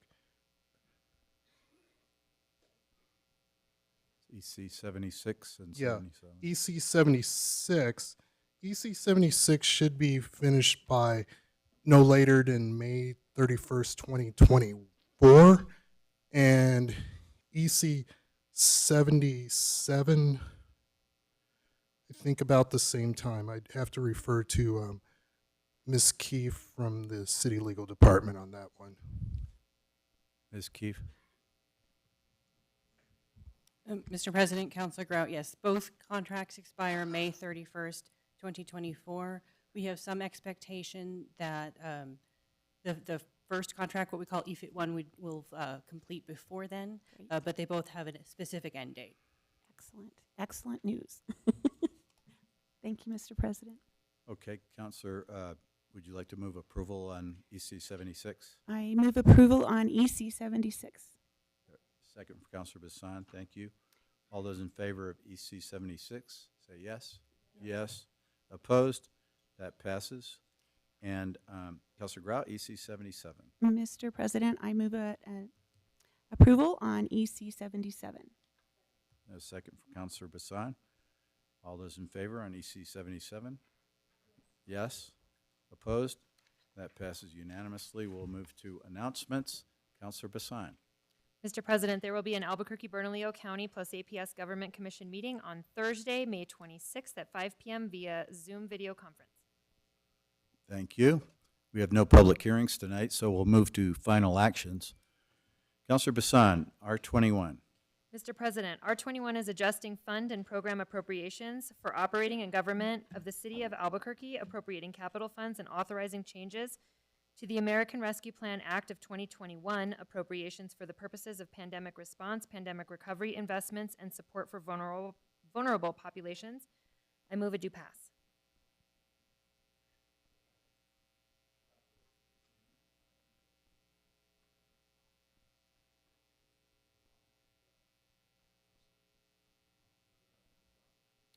Thank you, Mr. President. I think that we covered this mostly in the Committee of the Whole. This is cleaning up some of the appropriations on the original first tranche ARPA bill. So I would urge your support. Counselors, any discussion? Mr. President, we do have some public commenters on this item. Okay, we do have some folks signed up to speak. Our first speaker will be Amanda Beatty, followed by Aaron Moore.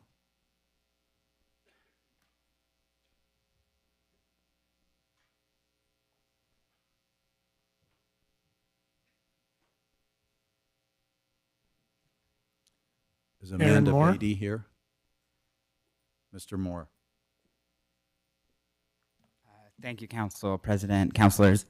I believe this is the right place I should be speaking. I was a little confused from Friday when the agenda came out, but as far as increasing monies towards capital production of housing, I believe this is where I should speak. I'm, again, just as I said in general public comment, urging your support. What I didn't say at that point is I work for the Albuquerque Affordable Housing Coalition, and we support the increase of access to affordable housing for all of our residents in the city of Albuquerque. The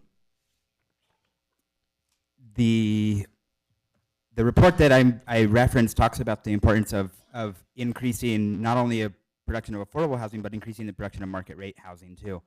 And we believe putting money towards affordable housing production as stipulated by this type of budget, a $20 million increase to the Workforce Housing Trust Fund is beneficial because it will allow residents who can afford only affordable housing units to rent them, while at the moment there's a large stock of people who are renting houses in one income, who could afford a higher income category of houses. There's just not enough houses across the board being built.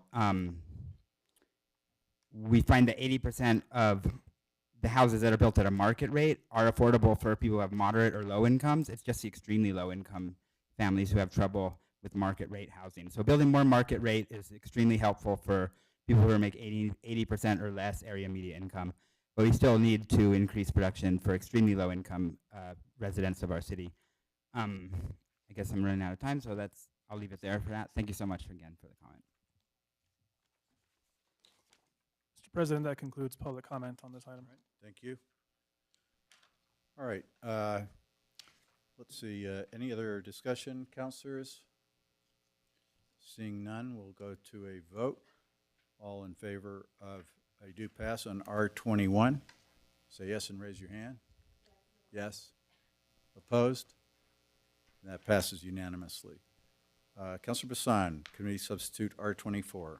Mr. President, Committee Substitute R24 is appropriating funds for operating the government of the City of Albuquerque for fiscal year 2023, beginning July 1st, 2022 and ending June 30th, 2023. Adjusting fiscal year 2022 appropriations and appropriating capital funds. I move it do pass. There's a motion and a second from Councilor Pena, and we have some amendments. Mr. President. Mr. Ryle. Mr. President, This is now going to be, in my career in city government, my 15th or 16th budget. I always had a custom that before the budget gets approved, that I just give you all something to cool off and get yourselves in the right frame of mind. So if you all don't mind, I'd like to distribute something for you all to snack on while you're deliberating the budget.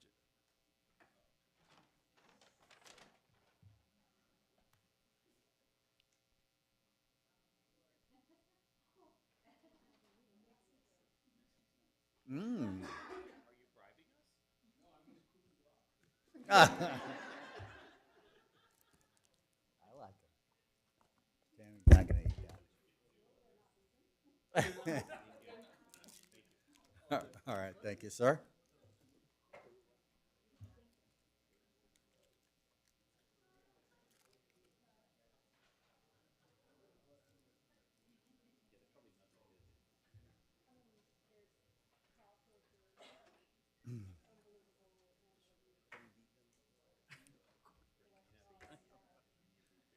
Thank you, Mr. President. Thank you, Mr. Rael. Appreciate that. I love ice cream sandwich. Let's see. We do have amendments. We do have people signed up to speak. I don't know if councilors would like. We might want to hear from them before we start with any amendments. So let's, Mr. Moya, go ahead and let's call the folks who've signed up to speak. Thank you, Mr. President. First speaker will be Chanel Weiss, followed by Amanda Batty.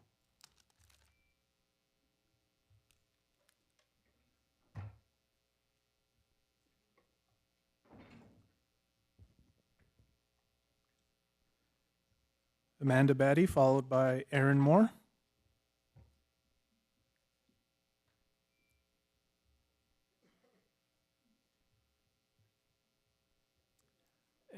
Aaron Moore. Mr. Moore. Hello again, Council President, councilors.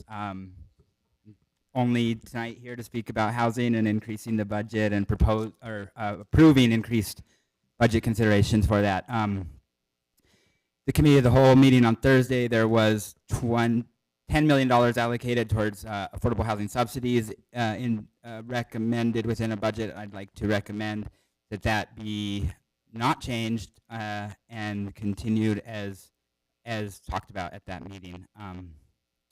That's really the main point I had for this part, so thank you again. Thank you, sir.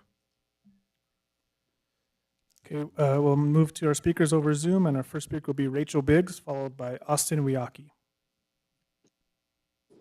Good evening, Mr. President and members of the City Council. My name is Rachel Biggs with Albuquerque Healthcare for the Homeless.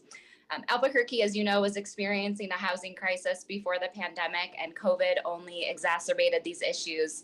Too many of our families have struggled to remain safely and stably housed, due in large part to our severe shortage of affordable homes for people with the lowest incomes before the pandemic began.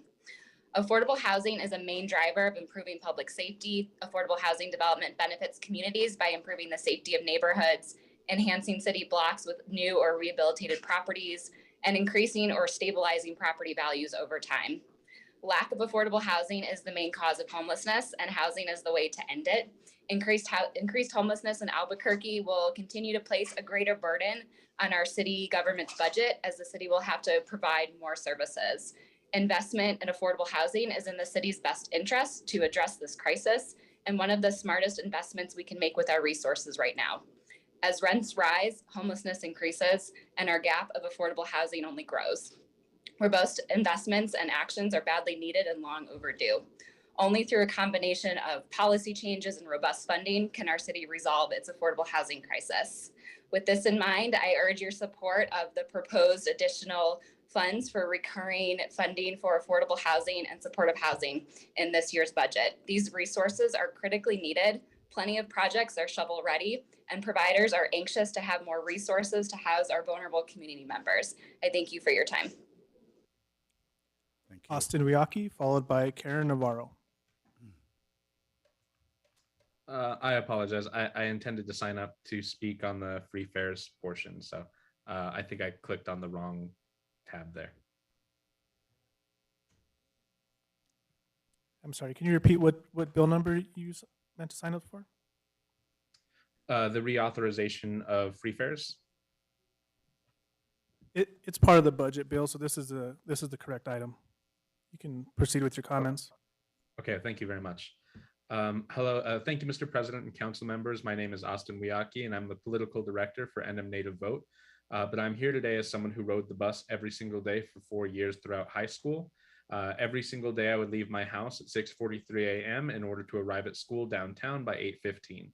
I would take the 31, the 98, the 66, and 777 almost every single day. When I was 15, I learned the hard way that I lived about 6.5 hour walk away from home because I didn't realize that buses didn't run on Sundays, and my high school hosted a 24-hour comic event, which went from Saturday at noon to Sunday at noon. I'm here today to ask you to reauthorize zero fares in Albuquerque because I understand the difficulty of waiting for Albertsons to open to buy a silver pass at 6:50 a.m. Because I still remember waiting in line at school debating whether or not I can use my 70 cents for lunch.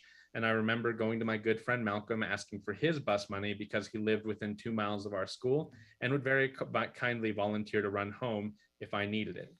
I want to ask for your support for the reauthorization of zero fares because as a city, we have been doing better and can continue to do better for all those in need of public transit, especially our student population, because nobody deserves to go hungry for the cost of a bus ride. No student should have to be stressed about whether or not the bus driver has decided today they look 18 years old and they're going to be charged $1. And nobody in our city should have to choose between their essential needs and their self-determination. I want to urge you today to reauthorize free fares for students like me, who for the past 4 months haven't had to worry about this, and make sure that as a city, we are moving forward and not backward. Thank you. Karen Navarro.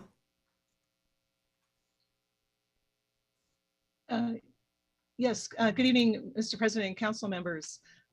I did not see a budget item in our 22-24 for the zero fares program to have funding extended in 2023, as was requested by Mayor Keller. I did see that the City Council's budget calls for transferring more than $6.5 million from the Transit Department to the general fund. So tonight, I strongly urge the City Council to consider transferring less money from transit in order to extend the zero fares program at least through June 30, 2023, and that would cost $1.5 million. We have per capita an extremely high rate of poverty in our city. Zero fares is a proven effective anti-poverty program. Doesn't it make sense to extend zero fares for ABQ Ride and Sunvan in a city where low wages are so prevalent and where many people can't afford bus transportation? Shouldn't this be a recurring budget item going forward, namely $3 million each year, every year? Thank you very much for your consideration. Councilor Davis has a question for you. Karen, don't go anywhere yet. I just happened to catch you. Thank you so much for being here and for advocating for our program. I do want to point out that the zero fare program is funded for the rest of the year in the budget. It's not part of the markup because we left it alone there.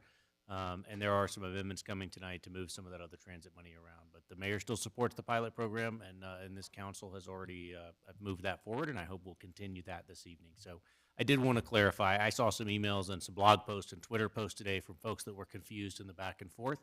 And I think it's really important for folks to know that that we didn't touch the proposal for that. And I think it's important to let folks know that we intend that to continue. Could I just ask in clarification? I thought it was only funded through December 31st. And my call was for it to be extended in the fiscal year 2023 budget, but also through fiscal year 2022. Yes, ma'am. So maybe I'm not understanding. Yes, ma'am. And we'll get to that during our budget discussion, Mr. President, tonight. Thank you so much. And thank you for the advocacy. We appreciate it. Mr. President, that concludes public comments on this item. All right, we're back on the amendments. Councilor Bassan. Mr. President, I would like to move amendment number 1, which came down by request from the administration. I think that it will give us an opportunity to be able to talk about some of the adjustments, maybe prevent some of the potential for duplications or omissions, and we can have the discussion now, in addition to the fact that it also includes another amendment that I already had, so case in point. Second. Mr. President, I would like to invite the administration up to explain the amendment since it's by request and there's significant technical edits on there from my understanding. So if they can help us out and decipher some of that, that would be preferred. Okay. Who from the administration would like to help with that? Ms. Yara? Yes, Mr. President, thank you. And Councilor Basan, I think your staff handed out backup for the amendment that we're looking at. So first of all, I want to start off by saying the amendment does a few things. It cleans up some technical errors that were made only because sometimes you're deleting positions that belong to what we call subsidized funds, and we have to make sure that we make the general fund whole for those. Another part of this is to provide funding for a slew of positions that we know are being filled that were on the vacancy list. It also provides additional funding so that our available fund balance at the end of today hopefully will be close to $3 million. We're hoping to use that non-recurring fund balance to shore up our recurring deficit, mostly as a gesture for our bond rating agencies to know that we are saving some money on the bottom line, knowing that we have that recurring deficit. Those pure technical adjustments I spoke of are add up to about $400,000. The other items I'll start going through, and these relate to the worksheet that's in front of you. I believe your worksheet actually starts with the uses. So starting with animal welfare, this amendment would restore $30,000 of much needed promotional money, non-recurring. In arts and culture, they would also receive their $30,000 promotional money, along with some vital sponsorships that are being added back. I also want to just, before I go on, also note that when we get to the uses, just want to assure you that the items that this council included in the committee substitute bill are still intact. So we didn't grab at anything that the council had approved previously. In Department of Finance, we would like to get the funding back for our senior buyer. We're in the middle of trying to hire that one.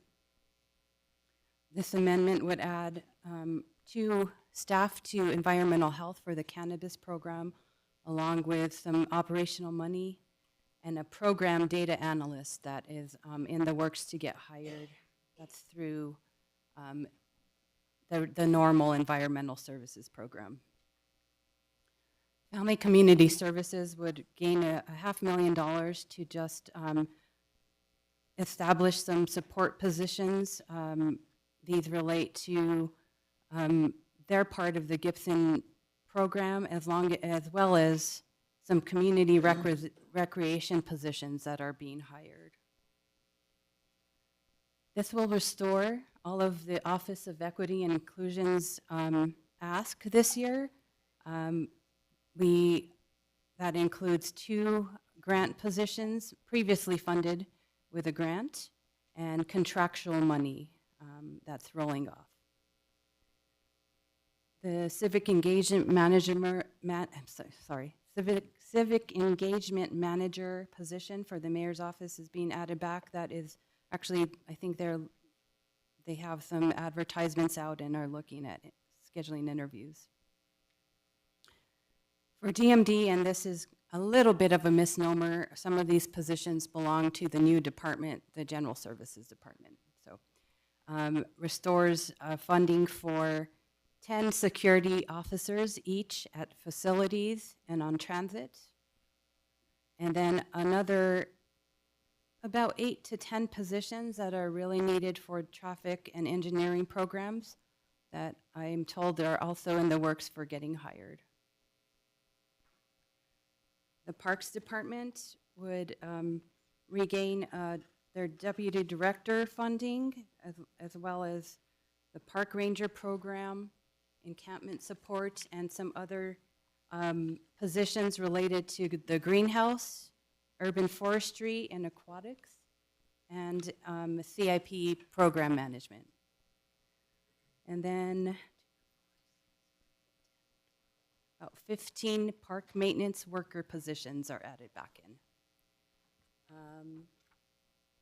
I'll go now to the sources. It should be the last page on your packet.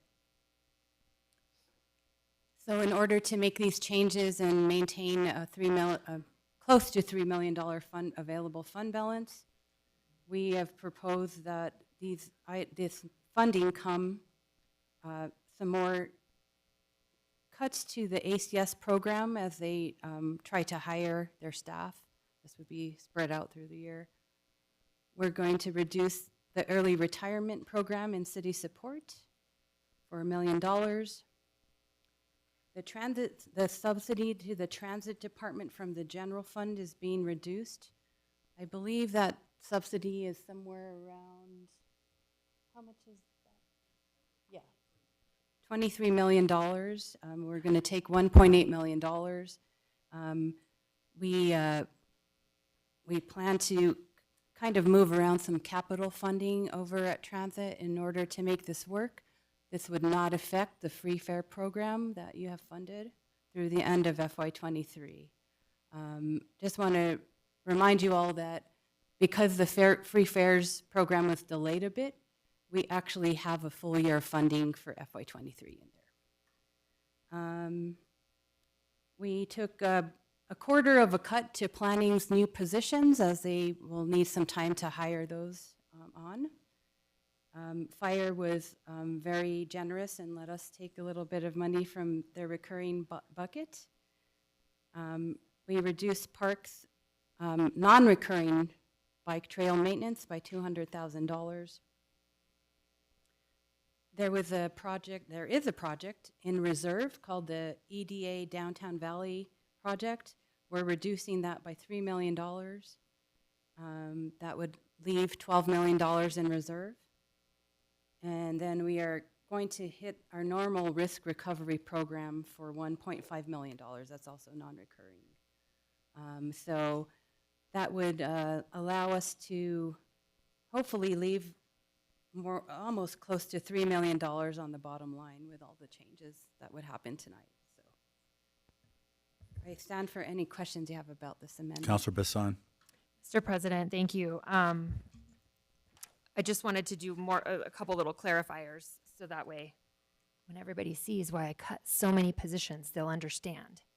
So again, I want to remind the council that the positions that I had cut and the vacancies that were listed were, what my understanding, I think 600 days or more.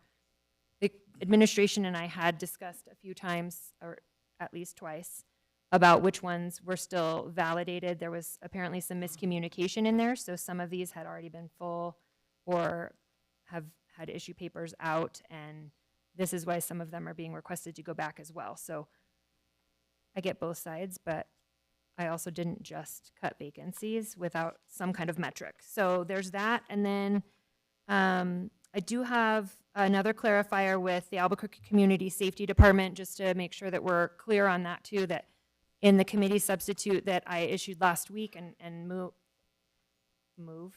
last week, it was to fund the department for 8 months, essentially.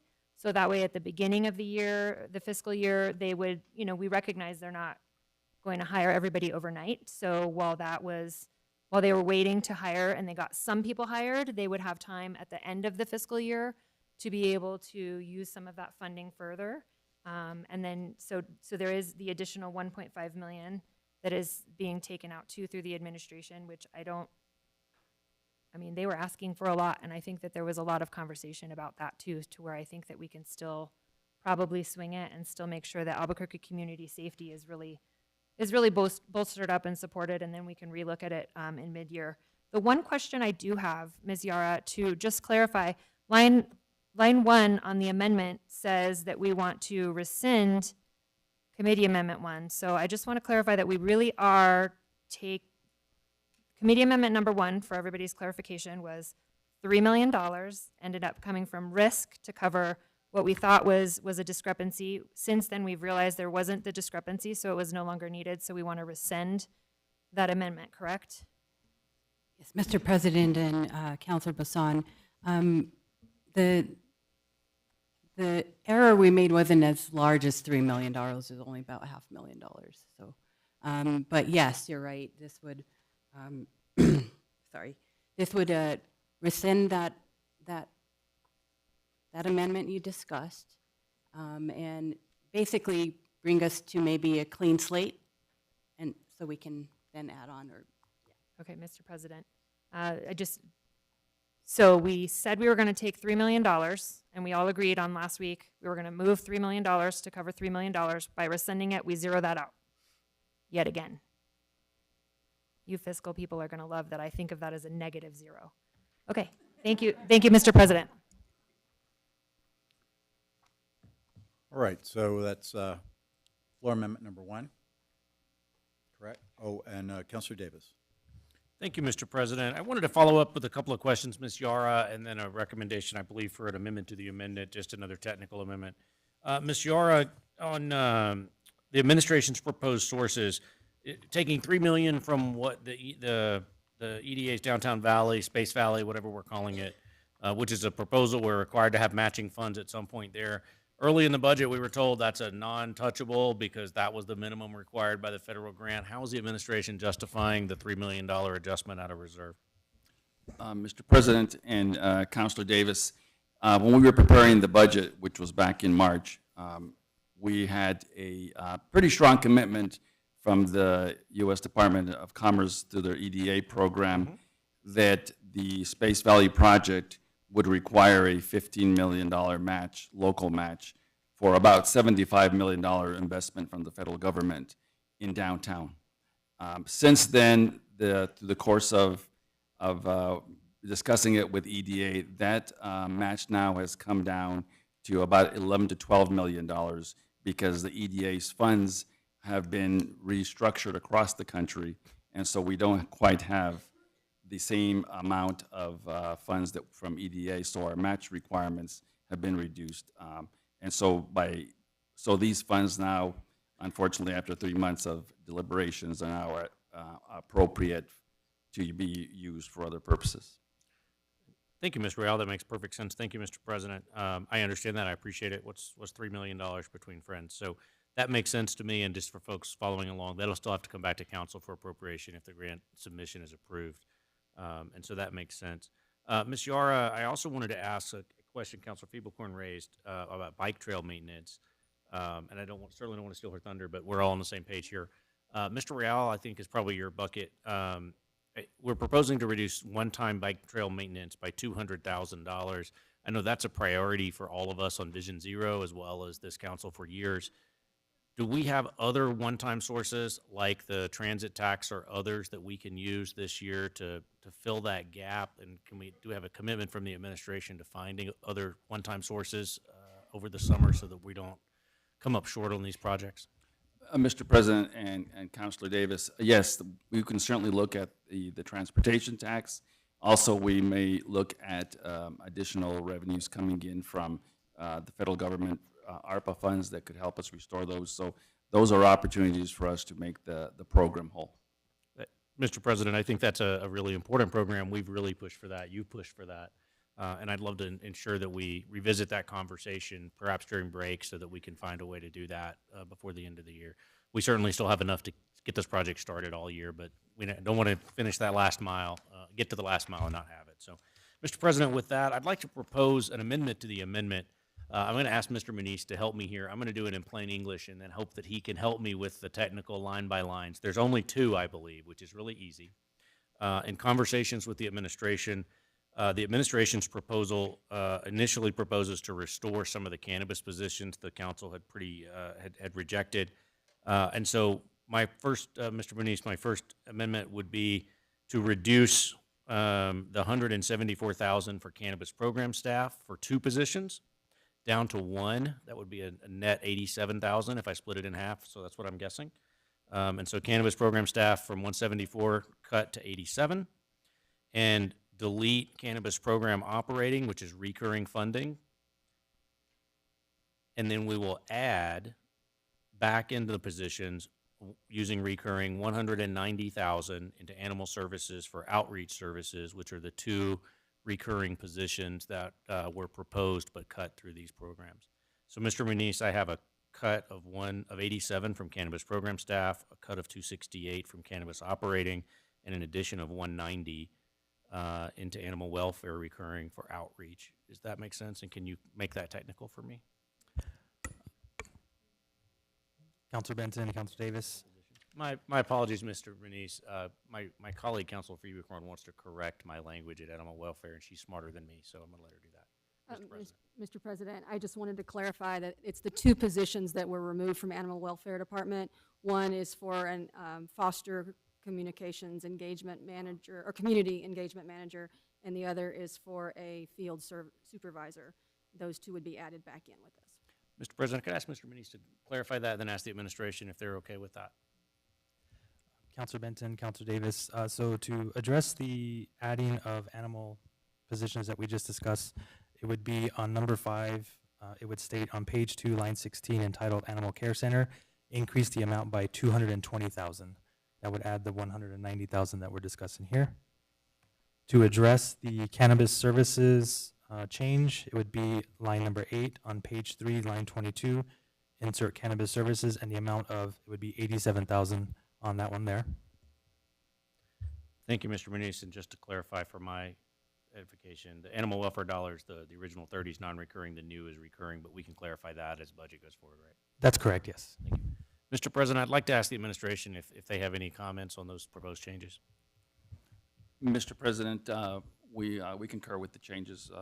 I had talked to Councilor Feeblecorn about this, and we didn't quite get it done, so we appreciate you coming back and getting it done. Thank you, Mr. President. With that, I would propose amendment to the amendment number 1.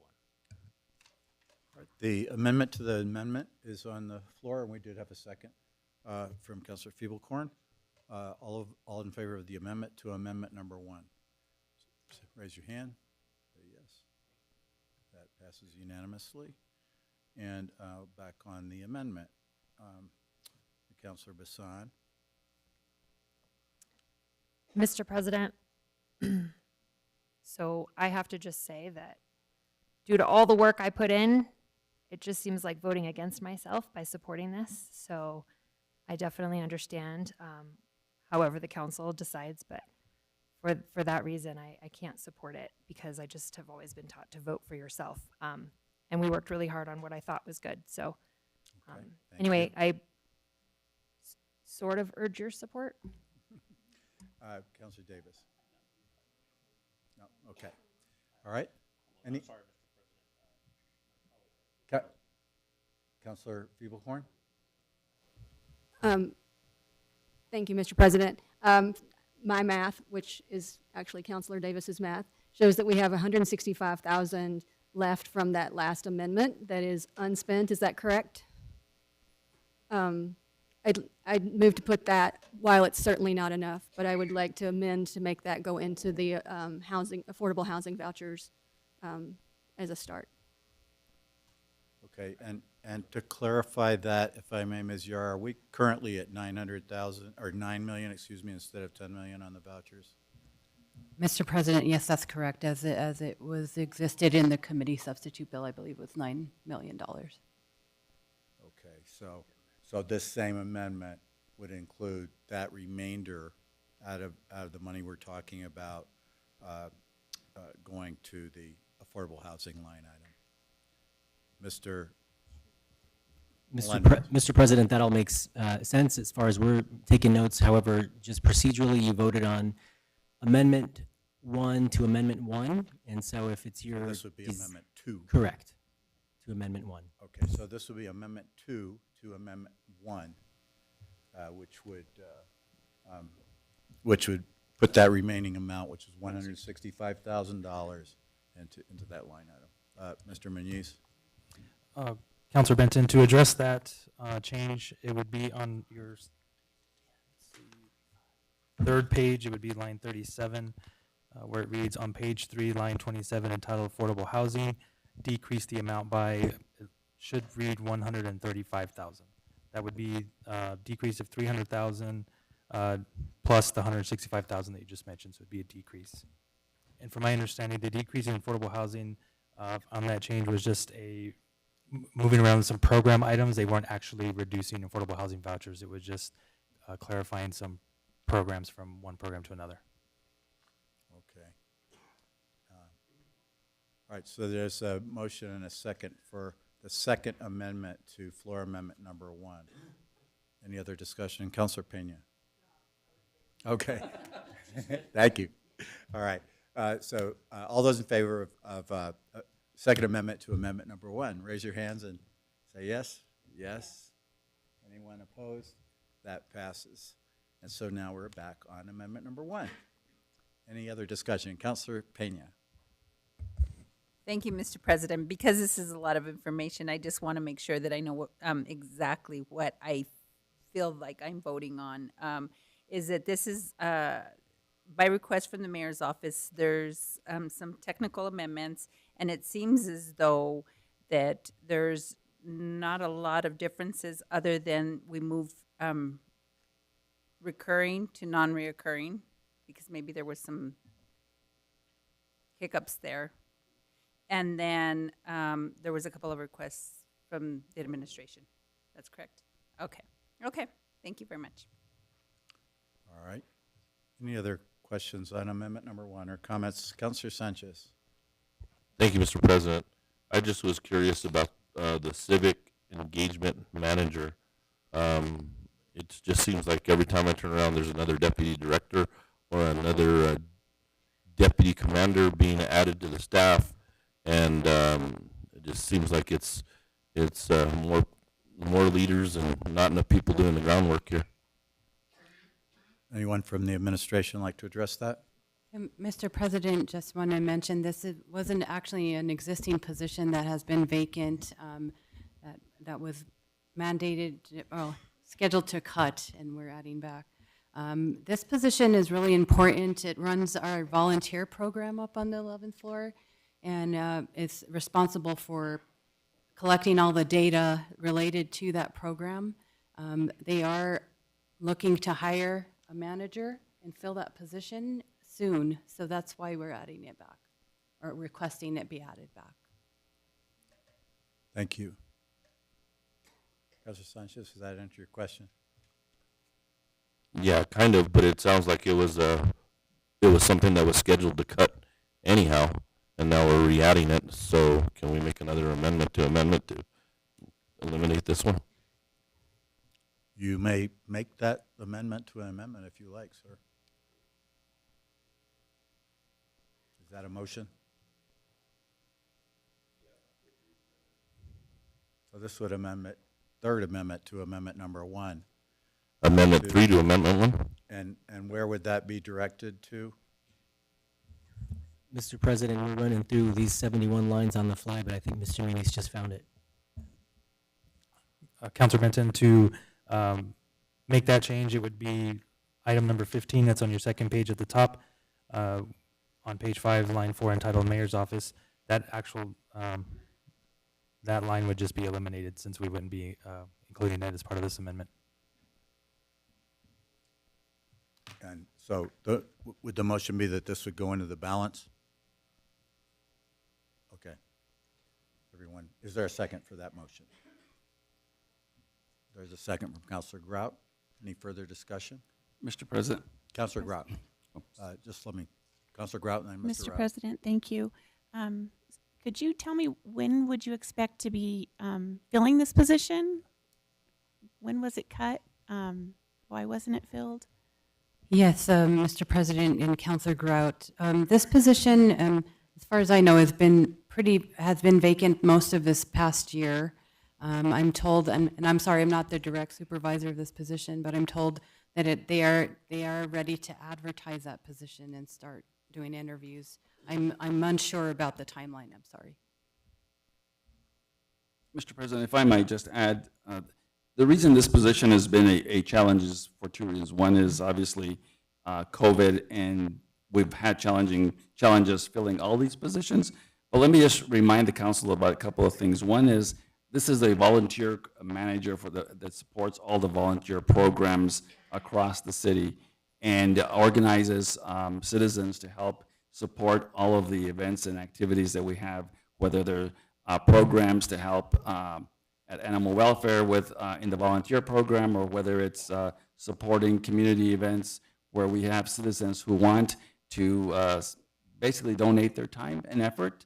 They work a lot with our seniors in particular to help them. So it really is a very critical function in that we're getting a lot of additional resources and support for the city's events and programs without having to go out and hire more people, right? And so this is a really critical position. And then secondly, we've always had a long-standing, if you will, I think, agreement that we don't cut the council's budget and the council doesn't cut the mayor's budget. And in this particular one, this is in the mayor's office. It is really a critical position. And that being said, it really does help create opportunities for folks who want to volunteer to support the city and its efforts. Thank you. Mr. President, I have one more question. When do you expect to have this position filled? I'm sorry, Councilor. When do you expect to have this position filled? Mr. President and Councilor, I just was informed that it was only vacant since March, so I stand corrected. We'd like to get this position filled the first quarter of this year, since a lot of our programs and activities happen in these months before the holidays. That's great. I'd love to meet your when you get him or her employed. I'd love to meet them. Thank you. We sure will, Councilor. Mr. President, one more question. Councilor Feeble-Corn and then Councilor Sanchez. Thank you, Mr. President. I just wanted to say, you know, as an advocate until January of this year, I really, really appreciate the civic engagement that comes from the mayor's office and think that this is a really important position. You know, there's a lot of nonprofit groups, there's a lot of civic groups that really do want to participate in city government, that want to have their voice heard. And this is a really important position to allow that kind of community input. So I will not be supporting this amendment to the amendment. But I just wanted to say clearly that there is a need for civic engagement and outreach to the community from the mayor's office. And Mr. President, if I might just add one final point, especially because my good friend Councilor Sanchez knows about this program. This individual and this program will also support and coordinate the volunteers, well, on the traffic citations where folks opt not to pay the fee but would provide public service to the community. This is the individual to help coordinate that program as well. So it's the volunteer advocate, but it also, as I was just informed, will be the individual that will help folks do community service and assign them to different programs in the city. Thanks for that clarification. All right, we have a motion and a second. Councilor Sanchez, do you have more on that? Yes, I just had one more comment. I thought I was under the impression this had been vacant for quite some time, and that we were just going to fill it now. So it sounded to me when we first started hearing about it that this was a vacancy that had, not been, filled for quite some time. So I'd like to go ahead and rescind my motion. All right, so that amendment number 3 to amendment number 1 is withdrawn, and we don't need a vote for that. So we will be back now on the amendment number 1. Councilor Bassan with these amendments. Thank you, Mr. President. I feel like there should be a close, but this is just an amendment to one amendment to our bill. So there is a motion and a second for amendment number 1. All those in favor, raise your hands and say yes. Yes. Opposed? And that passes on a 6-2 vote with Councilor Lewis excused. So we're back on the bill. Mr. President. Councilor Jones. Thank you, Mr. President. I have just a typo repair that I've been asked to bring forward. And this is floor amendment number, whatever you want to make it, to floor amendment R 2224. And it just changes the spelling of something, which seemed important to our staff. So on the list, and here it is, on the list of non-reoccurring items for the item pro rata ordinance for hydrology, delete the word hydrology.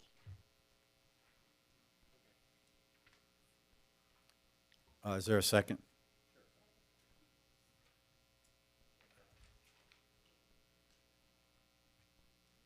So, did,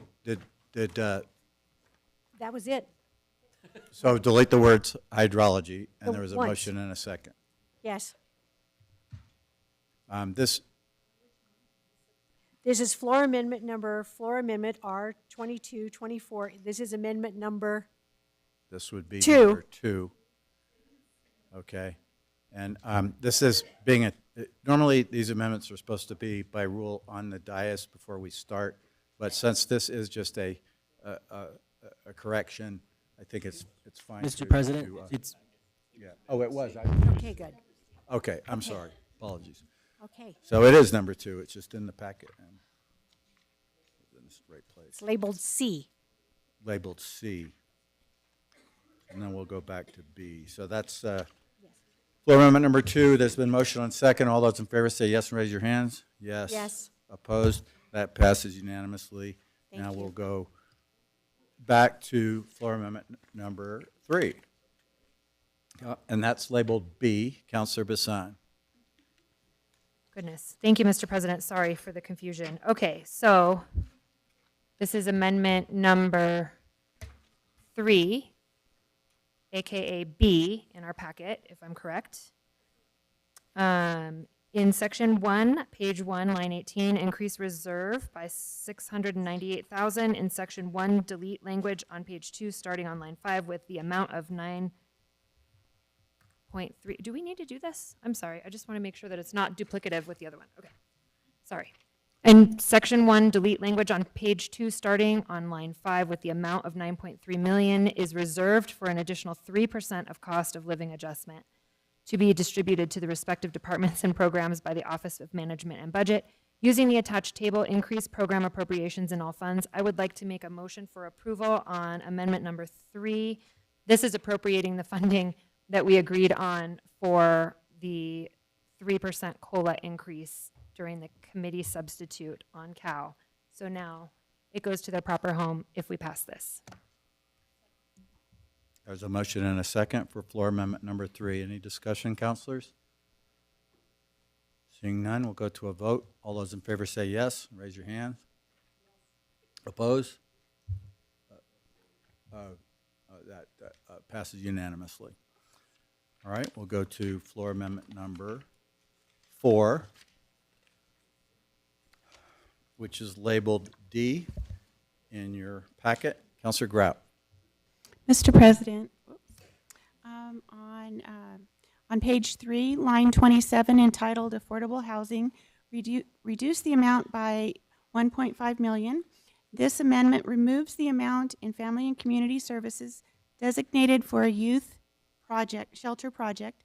It is the council's intent to appropriate 1.5 million from the second tranche of the ARPA money for this project. So we're not, it's just reappropriating it.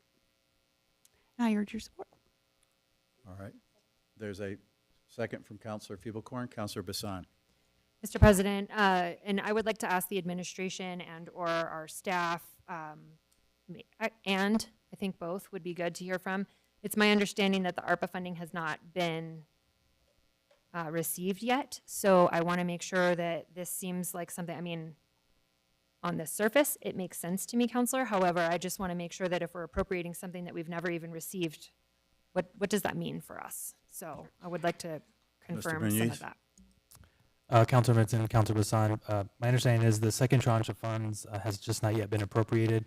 I believe we should have received those funds around April of this year. We'll need confirmation from the administration, but this is just indicating that although we have received the money, we still need to appropriate it for the second tranche. So, Mr. President, so if we were to have this and we're reducing that line item, is there another one coming up, Counselor, that appropriates it to ARPA, or is this just saying that the intent? It is the intent. Okay, I think I feel comfortable with that. I just wanted to clarify that it was the intent of it rather than a promise. Just, I mean, you never know what's going to happen. So thank you for the clarification on that. Okay, and this does not reduce the voucher, the recurring voucher money, just to be clear to anyone Counselor who's Benton. watching. All right, so we have a motion and a second for floor amendment number 4. All those in favor, raise your hand, say yes. Yes. Opposed? That passes. Counselor Grout. This would be number 5. It's labeled E. Mr. President, floor amendment number 5 on page 3, line 15, entitled Council Services, increase the amount by $32,000. This amendment adds $32,000 to council services for the purposes of council-sponsored initiatives, and they are listed there below. There's a motion and a second from Counselor Davis. Any discussion, councilors? Counselor Bassan. Mr. President, I'm just wanting to confirm and make sure that we're just adding this into council services. Do we need to, I just want to make sure that all the T's are crossed and the I's are dotted on this. So we're just adding it and there is room already in what, if you can elaborate, please. Counselor Benton, Counselor Bassan, yes, this is just adding $32,000 to the council's line item budget for these 3 sponsorships. And yes, based on the committee substitute passed and now these few amendments that we have passed, we do have room to fund these items. So we're okay. Mr. President, Mr. Muniz, so we're going to be just taking from what was left over and additional in the recurring funding in order to do, in the non-recurring funding to do this. That's correct. Yes. Thank you. All right, any other discussion, councilors? Seeing none, all those in favor of floor amendment number 5, say yes and raise your hand. Yes. Opposed? That passes. We'll move to floor amendment number 6. Counselor Bassan. Mr. President, I would like to move floor amendment number 6 on page 2, line 21, entitled Community Events, increase the amount by $25,000. This would be going to Opera Southwest. There's a motion and a second for floor amendment number 6. Any discussion, councilors? All those in favor say yes and raise your hand. Yes. That passes unanimously.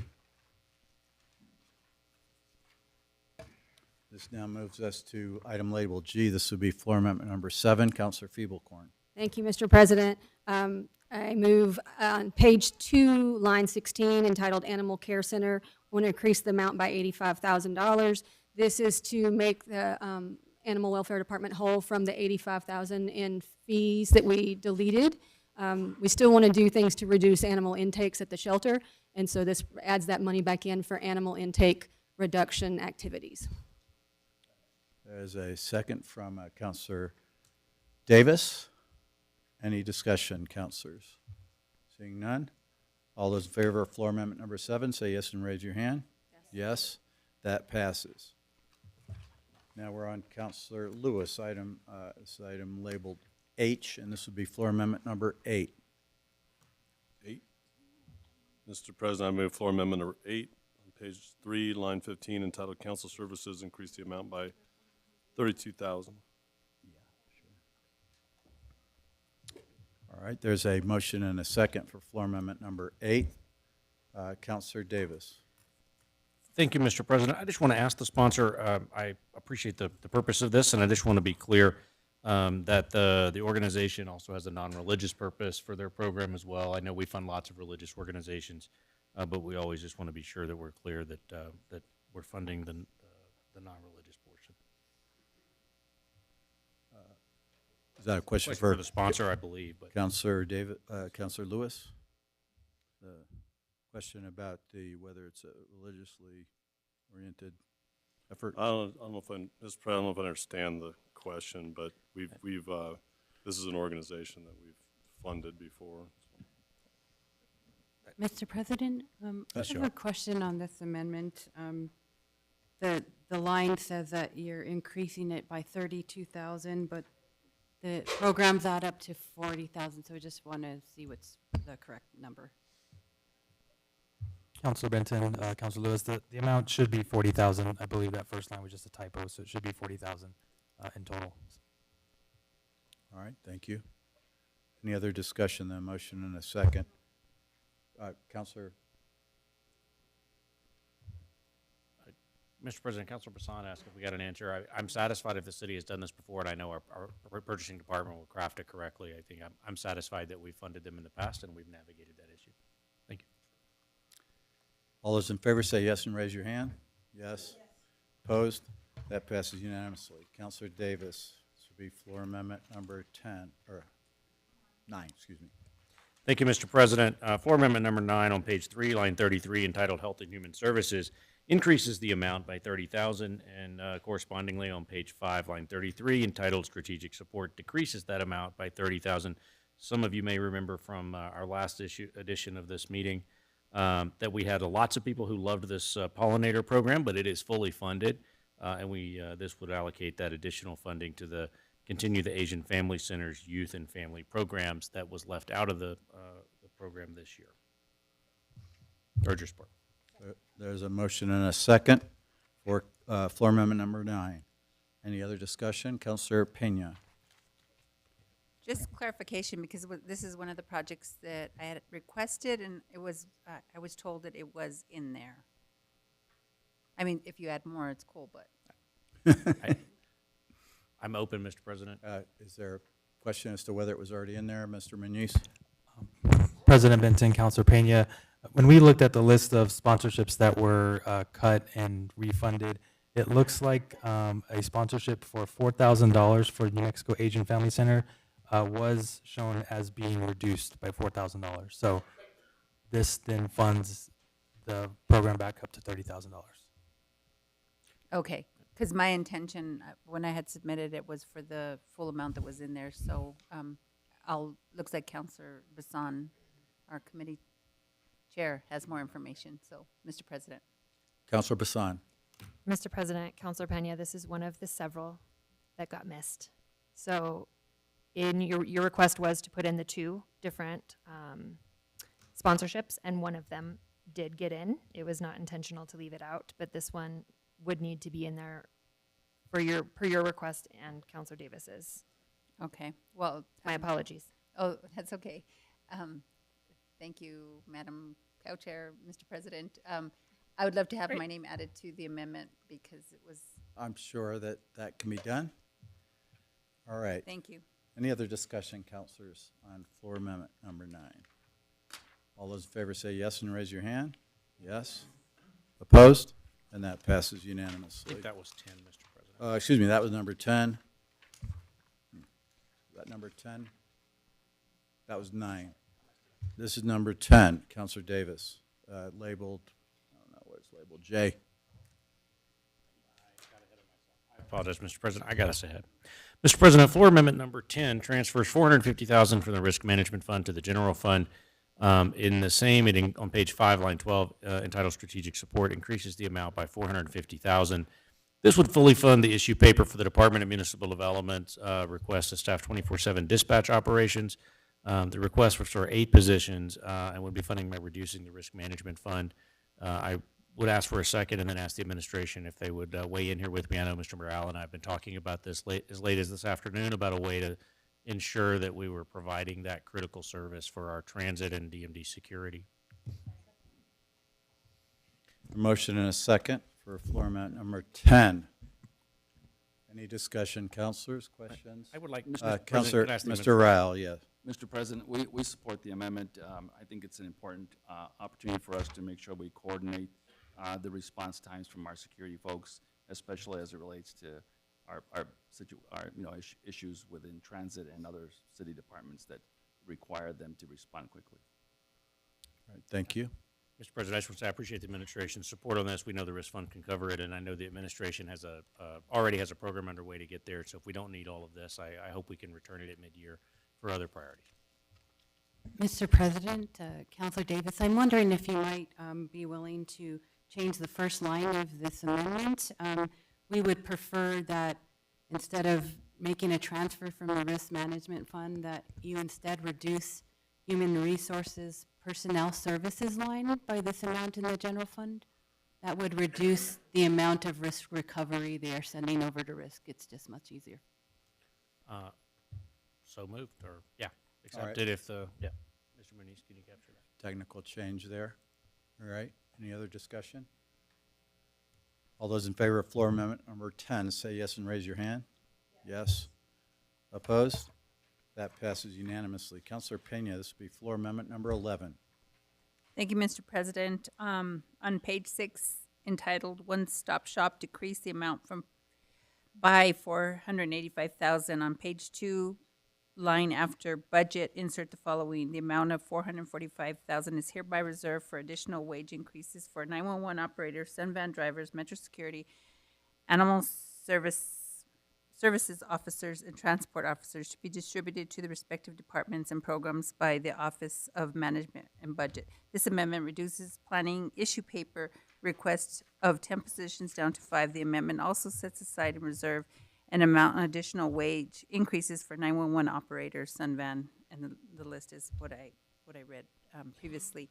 But I had a question related to this because hearing the amendment from the administration, it seems as though you did already reduce the one-stop shop money. So, I mean, I would still love to move this amendment, but if there's any other suggested line that we can reduce it from. I caught that when you were reading the laundry list. Mr. Ryle? Mr. President, maybe the appropriate thing here would be is actually going back to, and if we could just reduce this from the risk fund, transfer to the risk fund, then, yes, then that way it doesn't impact the planning department, and we still meet the intent of your increasing or providing funds for the wages. Okay, so I would support that. Yeah. Mr. President, if I understood that correctly, it would be to make Amendment 10 back to the way that was originally proposed, which would be to transfer the 450 from the risk fund. So Councilor Pena voted for that amendment, so she could move to reconsider that Amendment 10, and then you could vote on Amendment 10 as originally submitted, and then you could come back to Amendment 11 and do as the administration had suggested, take the funding she's looking for from the HR fund. So we need to go back to a reconsideration of 10? Correct. All right, I'll move reconsideration of floor amendment number 10.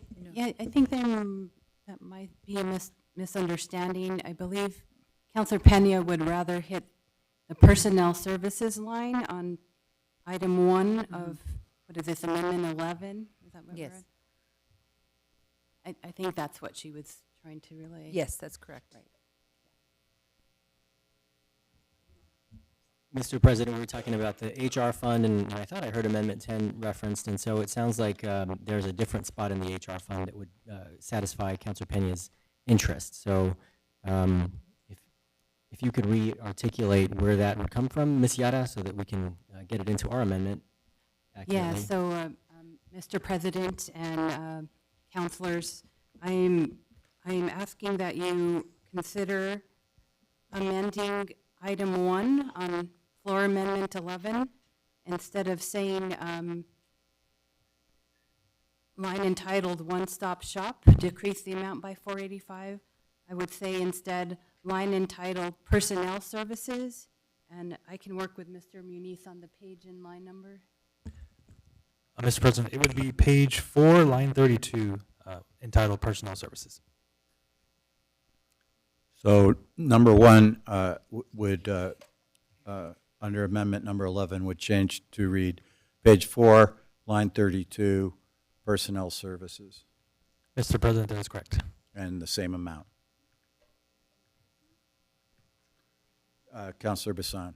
Mr. President, I just want to clarify as well, on line 1, it says 485,000, and then on 2, in the subsection, it says 445,000. Which one is it? Mr. Muniz. Mr. President, the $485,000 represents the reduction of 5 positions in the planning department. So if it's the desire of the council, we could just match that up to be 445,000 so that it's equal.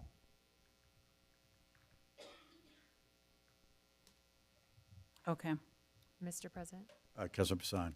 Thank you. I think that it would be good to tighten the belt a little bit. I mean, of course, it would be great to give more, wages, but at the same time, if 445 is what we need, and now we're not necessarily taking 5 positions away for that dollar amount, if we were to just take 445,000 from personnel services, it would, I think, be a little bit fiscally responsible with that.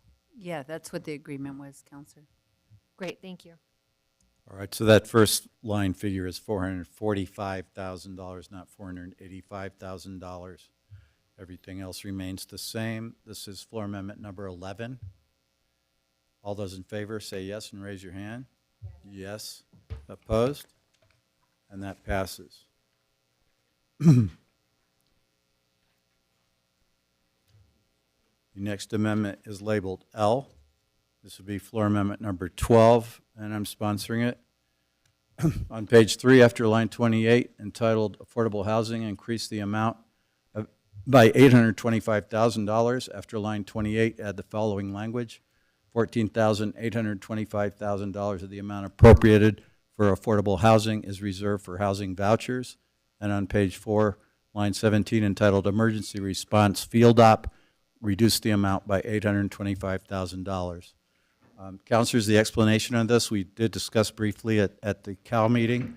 This amendment proposes to add $825,000 to the Family Community Services Department to fund a total of $14,825,000 in affordable housing vouchers. This would be in addition to the $135,000, I believe it was, or thereabouts, from the animal amendment that Councilor Feeblecorn just had. You get us close to the goal of $10 million if we were to do this. The additional $825,000 would be funded through a reduction to the fire department's personnel budget, since it is premature due to the negotiations for this union contract and other union contracts not having been commenced, or at least barely getting off the ground.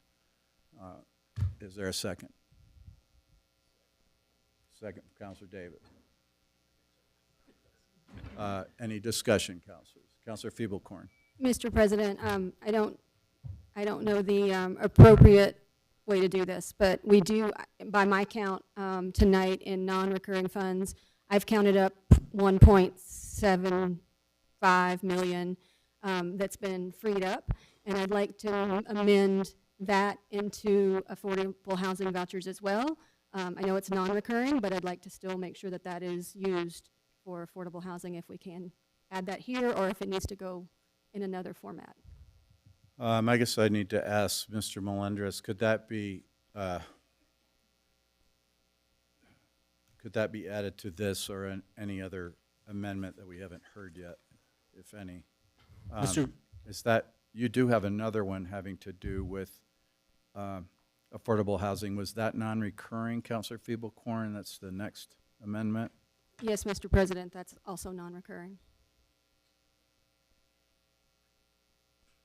So if that would be a better place, I'm happy to do it there. I just wasn't sure where it should go. Okay, but that's for non-recurring vouchers. Again, councilors, the difference between non-recurring money for these affordable housing vouchers and a recurring source is the ability to plan for them and the ability to, for providers to actually have a certainty that these will be available in the out years. So that is the reason for this recurring need, and given that this contract has not even been barely begun any kind of negotiation yet, I think it would be inappropriate to be appropriating funding for a specific department raise. Councilor Grout. President Benton, where are we going to get the money for the fire department when they do have a contract? Well, I'll ask the administration that, but I know that have some pretty rosy projections as to revenue. Mr. President and Councilor Grout, I'm sorry, I could not hear what your question was. I was wondering, when I know that the fire department will have a contract one of these days, where are we going to get this additional funds for them if we're going to spend it here? Mr. President and Councilor Grout and members of the council, as we talked about a little bit, and I believe Councilor Lewis brought the issue to the table, and that is that the council sets if you will, a number as it relates to funds for salary increases, et cetera. And then we go to the negotiating table to negotiate with each of the unions for that amount. If there is an additional amount that's necessary to settle a contract, if you will, we go to the guidelines committee, and the guidelines committee gives us some direction.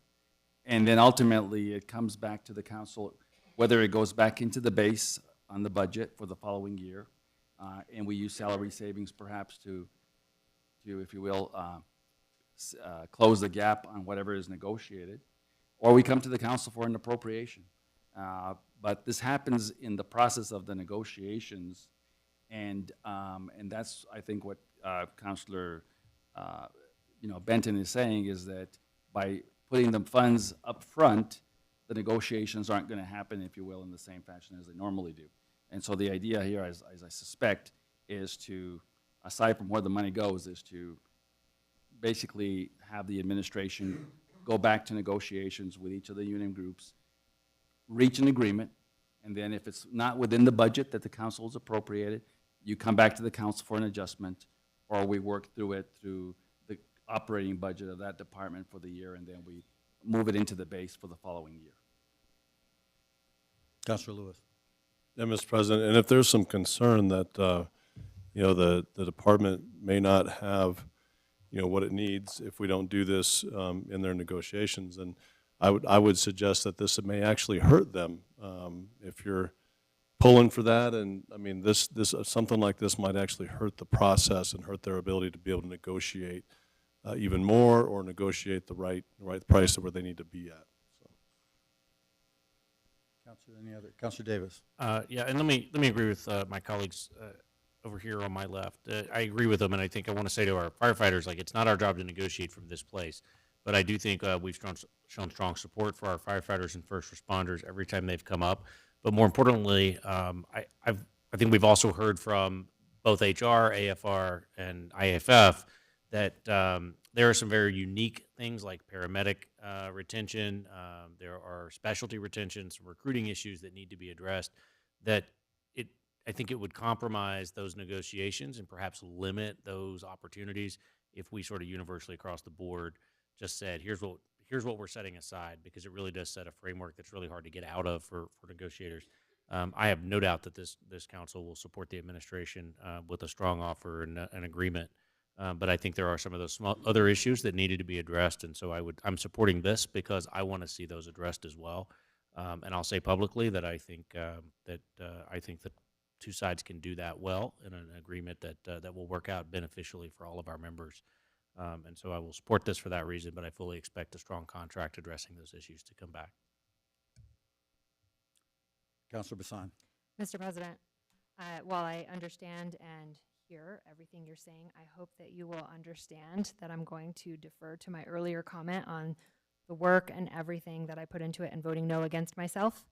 So for that reason, I won't be able to support this, but I hope you know that I understand what all of the counselors have said in their points up here, and I can relate. All right. Thank you. Councilor David. One more related thing. I want to ask our staff and ask, again, everybody's doing their own math, and I want to be sure somebody's using the same calculator.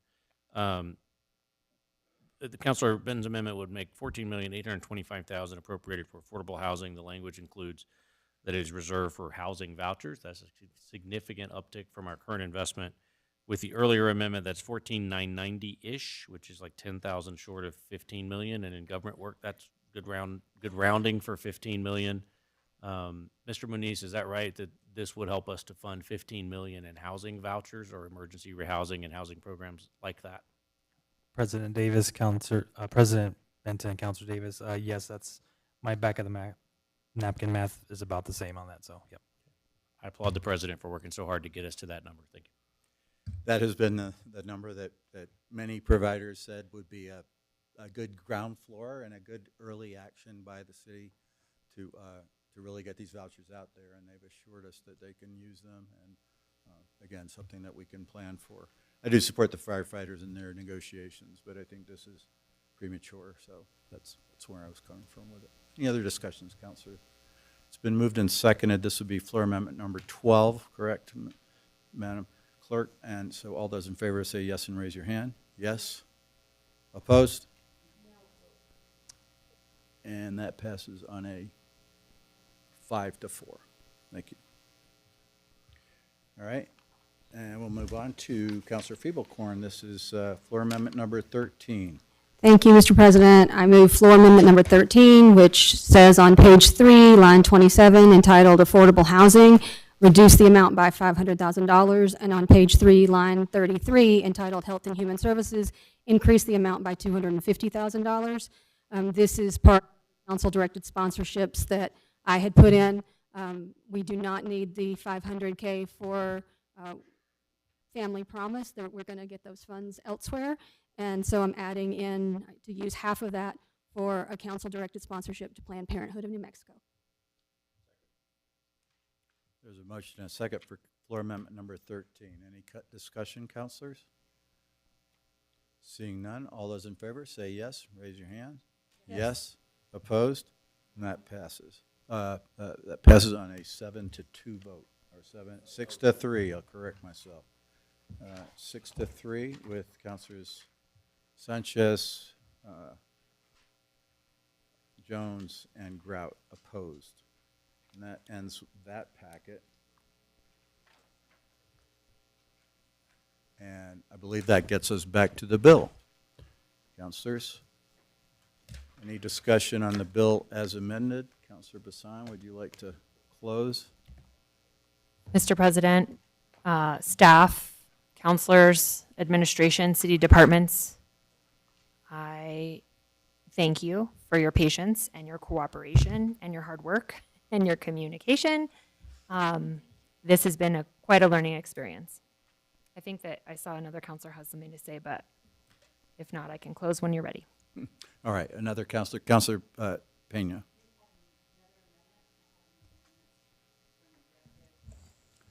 That would be a trying to different. get my objectives in, and they just aren't wanting to get into the budget this year. Mr. President. That's on the next agenda item. Oh, I apologize. I apologize. Okay. So we're, Councilor Bassan, now you can close. Okay, I'm going to close now, Mr. President. Thank you. I really tried. I succeeded in some ways, I think, and I failed in some ways, and that's part of growth. So thank you all very much again, and I truly am going to look forward to this passing, and I urge your support. All right, thank you for that close. It's been moved and seconded. All those in favor say yes and raise your hand. Yes. Opposed? And that passes on an 8-1 vote. Councilors, we'll take a break for dinner, and we'll be back in a half an hour.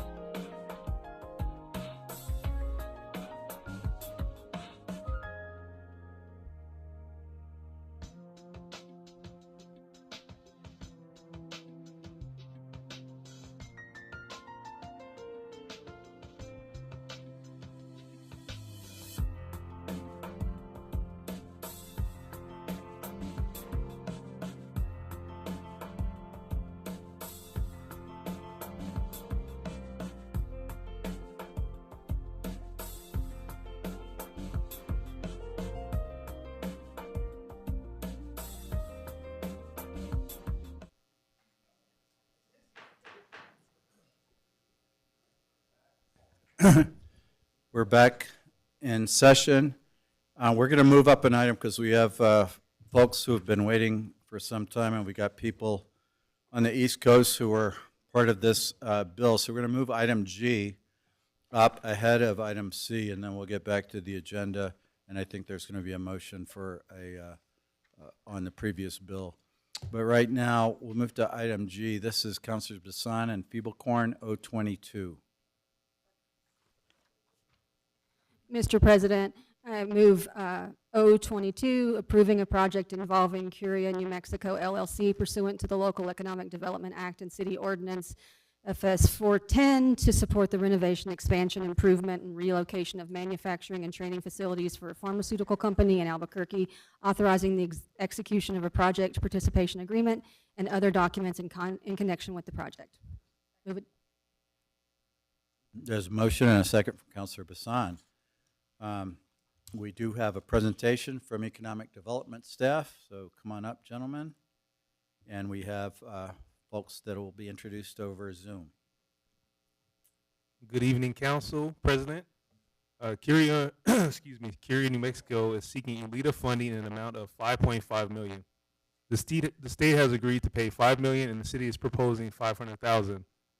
This will be an expansion project for a company that has had presence in Albuquerque since 2008, as well as the company will need to hire an additional 174 employees for a total employee count of 587. Curia is a global contract research, development, and manufacturing organization offering products and services across the drug development spectrum. The newly created positions will pay a range of $43,000 to over $170,000, and all of them will come with a robust benefits package. These jobs will be high quality, new, high paying for hundreds of our residents. The EDD department, or EDD, fully supports this project. We would love to thank our partners at AREA and the State Economic Development Department for their assistance in helping this project come to fruition. Finally, we would love to thank the company for making this investment in our community and for being a great employer and partner. And now I'll ask Mr. Chavez to speak to a little bit more detail for Curia.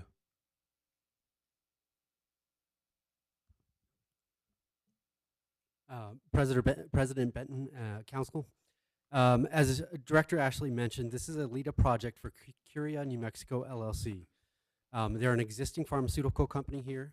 The LEDA funds will help the company reimburse eligible expenses for renovations at 4401 Alexander Boulevard and 4272 Balloon Park Road, following the execution of a project participation agreement. The proposed project accomplishes the following: expansion of Curia's aseptic sterile fill finish manufacturing capacity and relocation of their training center. In addition to the 174 jobs, the company expects to spend approximately $110 million on capital improvements to the existing sites and facilities.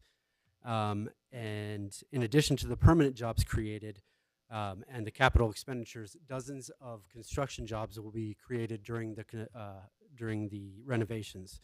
Any out-of-town construction or engineering folks that come in, they'll be staying in our hotels, eating at our restaurants and utilizing other local services. This project includes a fiscal impact analysis conducted by the state of New Mexico. Overall, the city will receive approximately $9.3 million in net benefits over the 10-year period. And then the project will generate $46 million in total for all taxing districts over the life of the project. In summary, this is a qualified project as defined by the Local Economic Development Act and city enabling legislation. The project complies with adopted city plans, policies, and meets community economic development priorities and objectives. The project will make a positive, substantive contribution to the local economy and community by maintaining 587 employee headcount. And based on the above findings, staff respectfully recommends and requests approval of Curia's LEDA project. Thank you.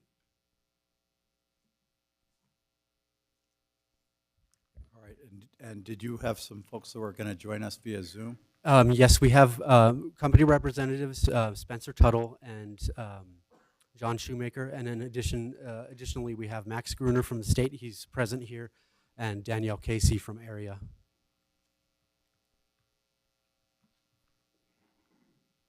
So can we get the Zoom?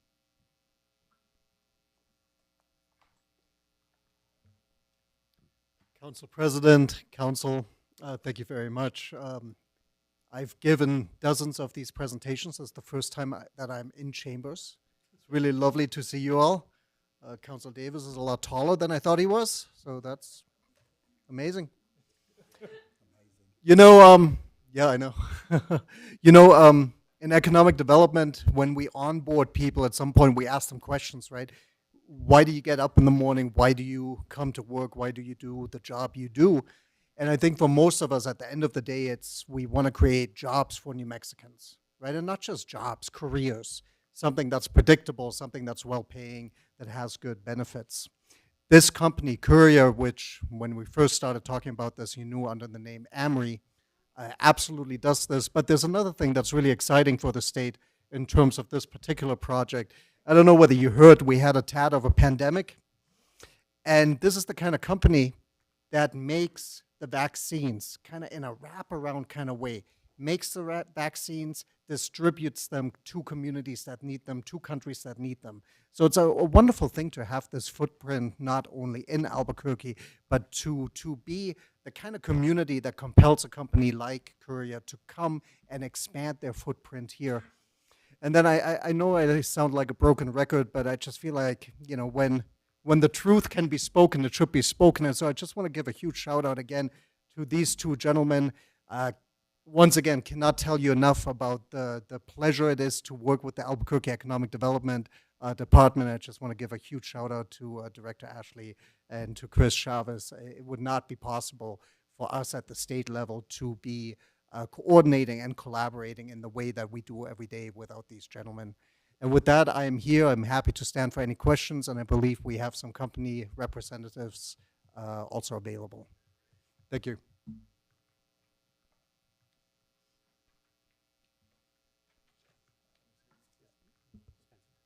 Spencer, do you want to say anything? I think you all covered it very well. We would just like, as Curia, would like to thank you all for the opportunity. I wanted to extend the appreciation both to the Albuquerque Economic Development Department as well as the state Economic Development Department. This has been a long road ahead of us, and I mean, it's been a couple of years since we started on this project, so we're excited to get the project moving, and we're excited to add jobs to the city and to the state. So we look forward to working with you all. John, anything you would like to add? I just add to your comments. Very excited to kick off the project. We're actively, working to grow our team and grow our capability and continue to provide solutions that save lives around the world. And we're proud to be in Albuquerque, and this allows us to dig those tentacles deep in the soil for the long term. So I'd like to thank you for your support. Thank you. And Danielle, you want to wrap this thing up with a bow?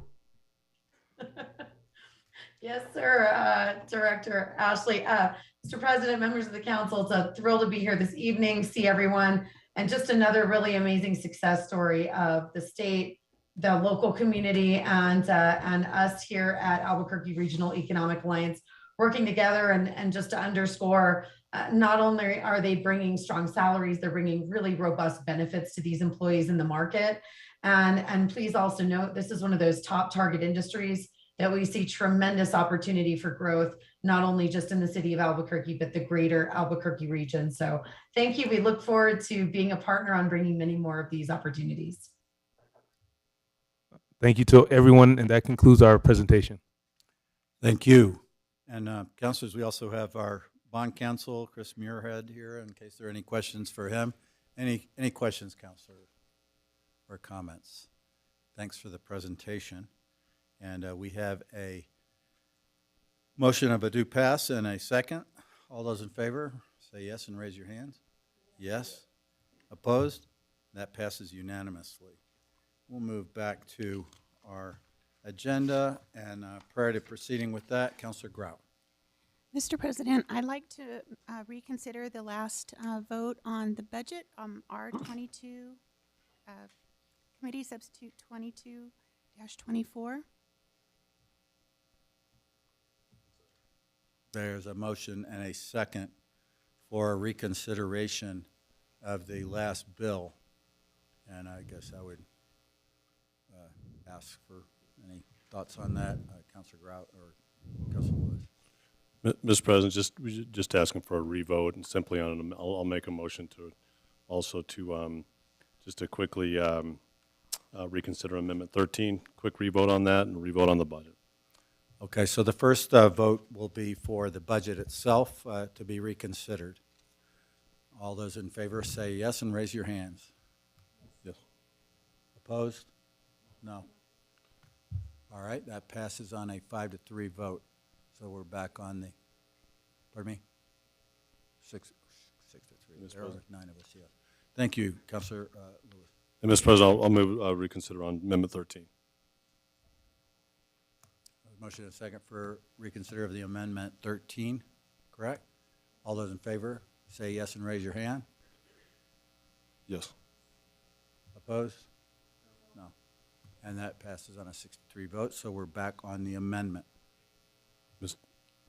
Mr. President, if the sponsor wants to move the bill again, it's just going to be a quick revote, and I don't think it's going to change the outcome. Counselor Hassan. Let's see, was that your amendment, 13? So I think, Do I have to move the bill? yes. Mr. President and Councilor Bassan, the reconsideration places you right at the point before the vote. So unless the sponsor wants to withdraw the amendment, which I don't think she does, all you got to do is conduct a new vote at this point.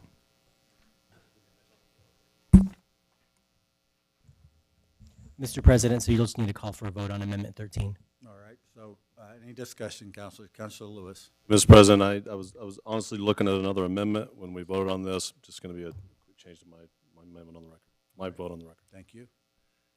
Councilor Grout, any comment? Okay, so we're back on amendment number 13. All those in favor say yes and raise your hand. Yes. Opposed? Yes. This is to pass Amendment 13. Yeah, we've already reconsidered.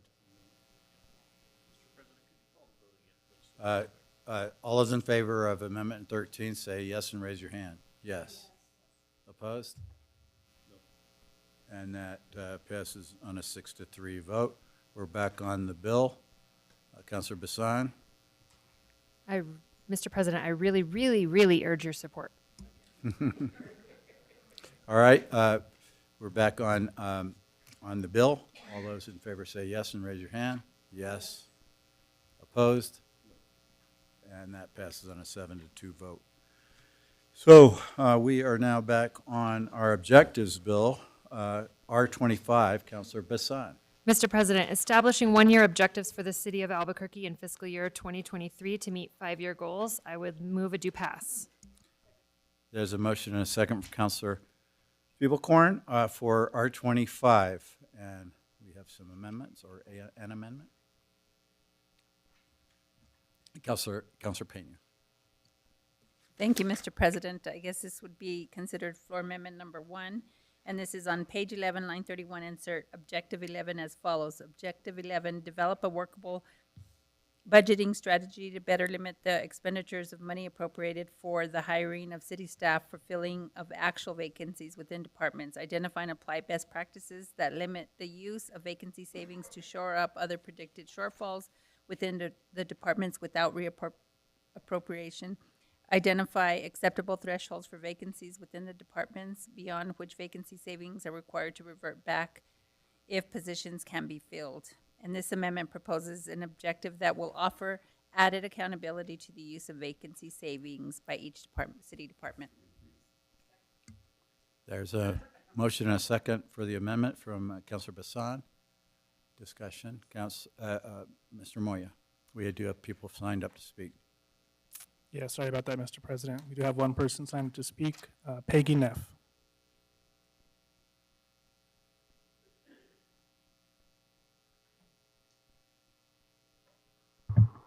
Good evening, councilors. Thank you for being here, and thank you for hearing more public comment. Anyway, in regard to this list of goals and objectives, I submitted some comments. I'll just try and go through them briefly. In regard to the Gateway Center, I suggest adding verbiage to establish a citizens advisory committee to promote communications and collaborations with local communities in that area. Under objective 3, I suggest a statement for clarity, amend the IDO update process so that the IDO will not be used to introduce land use zoning changes for vulnerable residents outside of the recommendations from the Division of Behavioral Health. Objective 5, I suggest expanding the programs list to include home improvements assessments in order to identify living conditions where seniors may be at risk and begin to address opportunities regarding ameliorations and developing resources. I note here that the proposed IDO amendment for commercial property conversions as written will certainly put low, no-income seniors at risk for marginalization, disenfranchisement, and isolation. I note further under objective 6, I suggest including an additional statement to provide an analysis regarding population estimates for seniors within the newly created planned communities. These folks are a very vulnerable group who may need greater protections as the communities get redeveloped. I suggest that a monthly report regarding the use of availability of emergency beds at shelters and the use of the voucher systems be required and posted on the web pages. Under public safety goals, under objective 8, I suggest adding an analysis of the Office of Neighborhood Coordination. If you all wish to dismantle the Office of Neighborhood Coordination, so be it, but make this a public goal. Instead, put up strategies and establish goals to integrate ONC with ACS. It's important that ACS members meet with national coalitions, but it's also very important that ACS members meet with local Thank community you, groups. Peggy. Thank you. Your time is up. Mr. There President, are more. that concludes public comment on this item. Thank you. All right, we're back on the bill as amended. No, did we not vote on the amendment number 1 yet? So we're still on amendment number 1. Councilor Pena, any further thoughts? Urge your support. All right. Moved and seconded. All those in favor say yes. Raise your hands. Yes. Opposed? That passes. And we are back on the bill as amended. Any further discussion? Councilor Bassan to close. I urge your support. Thank you, Mr. President. All those in favor say yes and raise your hand. Yes. Opposed? And that passes unanimously. We're on now item E. This is Councilors myself and Bassan and Davis, 020. Councilor Bassan. Mr. President, thank you. 020 is amending the police oversight ordinance, ROA 1994, section 9415, to extend time for CPOA board members to complete required civilian police academy training. I move it do pass. Second. And Mr. President, if I may, this came up, thank you. This came up when we found out that between the APD training schedule and the commitment of when we onboard different board members to the CPOA, that the 6 months that we worked into the ordinance previously, just a little while ago, actually is cutting the timeline a little bit too short. So this allows for a 1 year instead of 6 months. It's not because we don't think it's important, it's because of logistically, for some of the new board members, it's impossible. So we're hoping to extend that for now so that way we don't lose current board members due to a time constraint.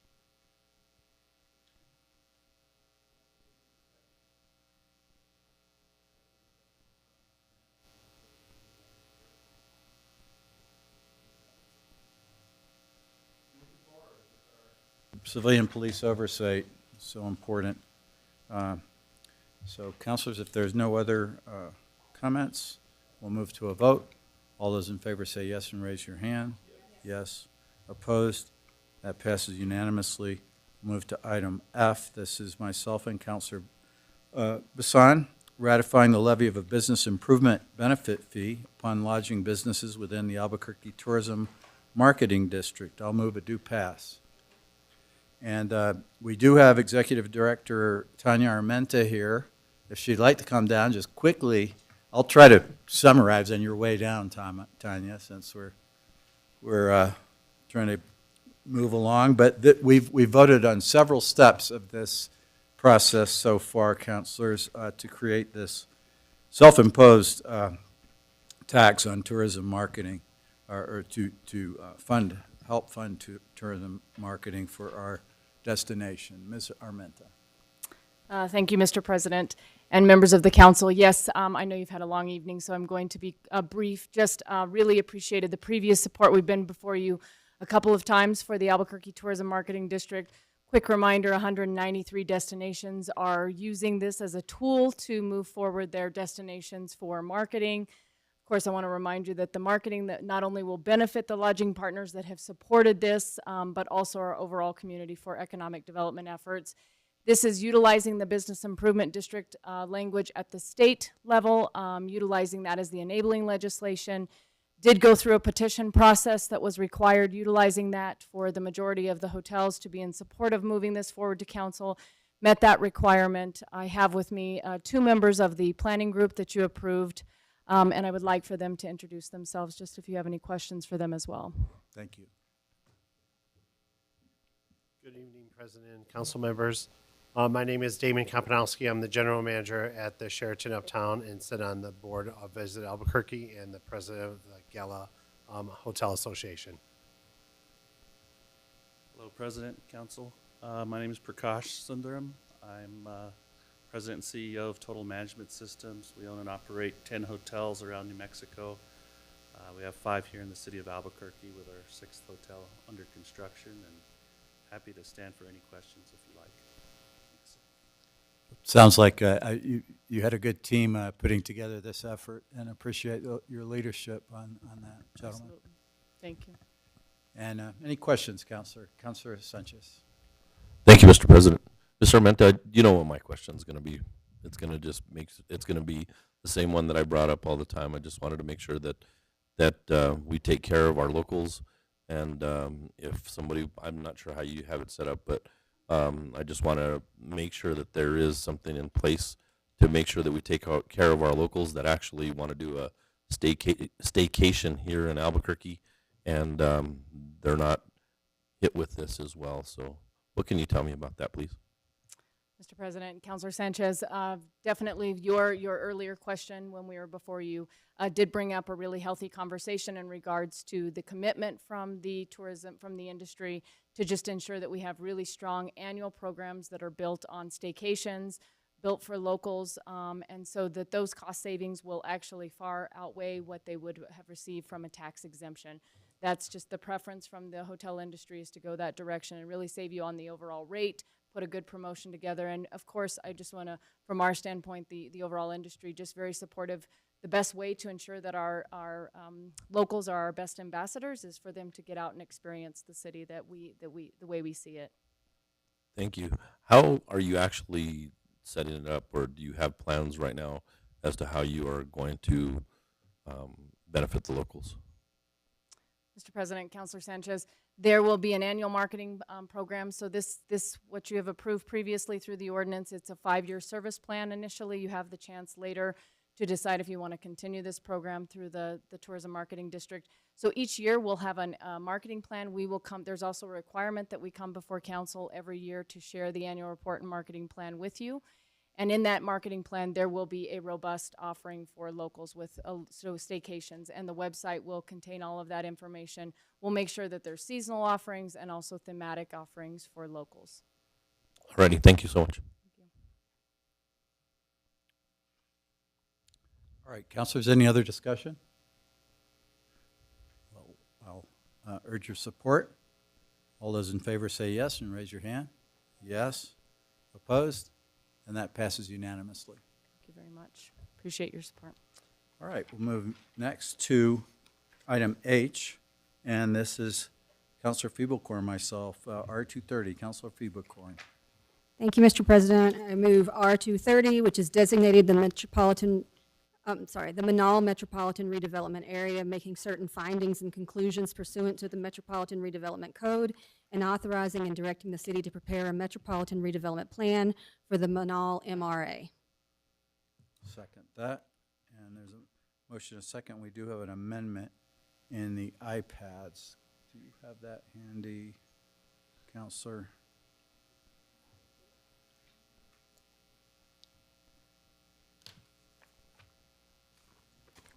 Mr. President, I move floor amendment 1 to R230, which is on page 3 and beginning on line 21, add a new section 4 to read as follows and renumber accordingly.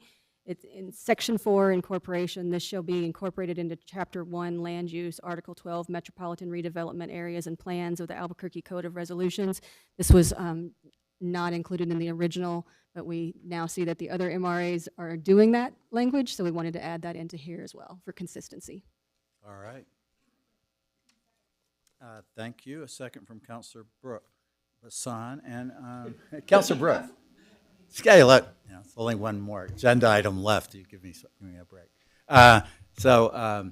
Any discussion, councilors, on the MR area? You know, this started under our former Councilor Gibson, and she recognized something that I think any of us who've driven on this segment of Menaul is, it's a struggle. You know, it's had its ups and downs, and it's kind of in a downswing now, and it was affected, I think, greatly. I've said this before, but I think it was greatly affected by some of the changes that were made by the Highway Department when the Big I was rebuilt. And So it went from being a fairly vibrant strip to just a challenged area.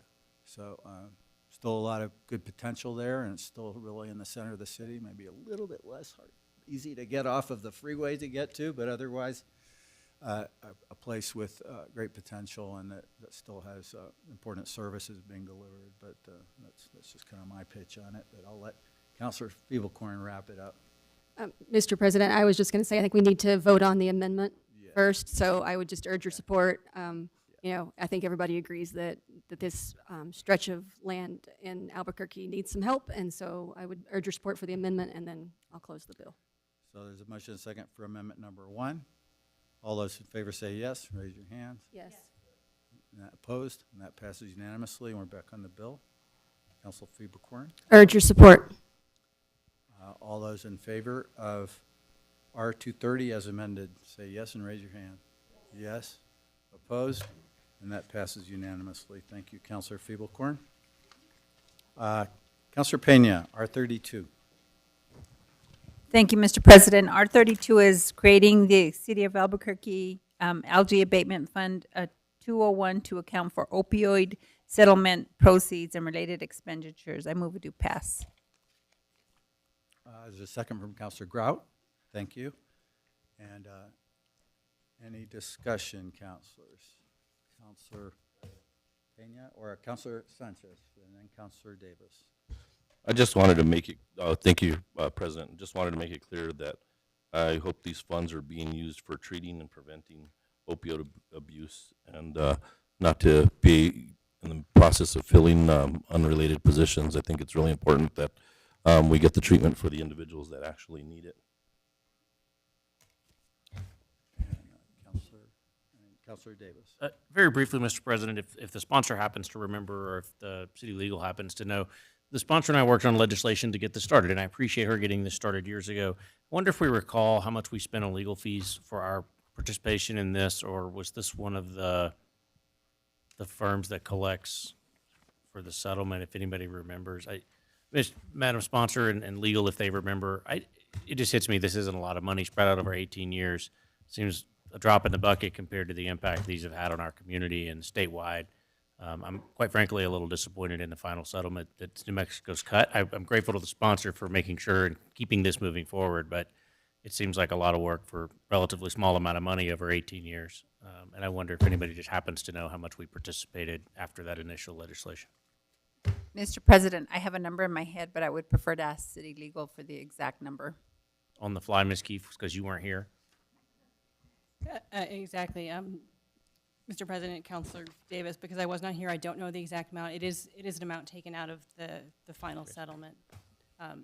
And it is a lower amount than you would see in the private sector, but I don't remember the exact percentage. Thank you, Mr. President. If the sponsor knows, that's fine. If not, I'm okay. I just want to point out, I think it's not very much money, and I think with the opioid companies and the people that contributed to this owe our city a lot more than this. And I hope this is a good first start, but not enough. Councilor Bassan. Excuse me, Mr. President, I just want to, I've said this before when we've talked about the opioid settlement, and even though it's $1 million over 18 years, or just right around $1 million, I think that through discussions that I've been having with some of the county commissioners and even with the APS school board members, it's our hope, and it's my hope, I know Councilor Pena and I have discussed it as well, that we can work with the ABCGC plus APS and figure out a way that we can come up with some kind of agreement to collectively use that money so that we can maximize the ability to see a difference actually occur in Albuquerque and in the near surrounding areas a little bit more by leveraging it together. Councilor Davis? All right, anyone else, councilors? All right, if not, then Councilor Pena to close. Thank you, Mr. President. Yeah, I urge your support, but like Councilor Davis said, and you did sponsor the initial legislation. I don't remember how many moons ago that was, but I am too very disappointed on the amount of money that we ended up receiving. So we're going to receive a $5 million upfront distribution, and then for the next 18 years, I think, or over 18 years, and then we'll receive $750 annually thereafter, which is really a drop in the bucket. So talking to Councilor Bassan, we really have to kind of put our money together and ensure that this money is used to provide treatment for our citizens who have become addicted to these drugs that have been provided through the pharmaceuticals. So, urge your support. All right, we'll go to a vote. All those in favor on R32, say yes and raise your hand. Yes. Opposed? And that passes unanimously. We'll now move on to other business.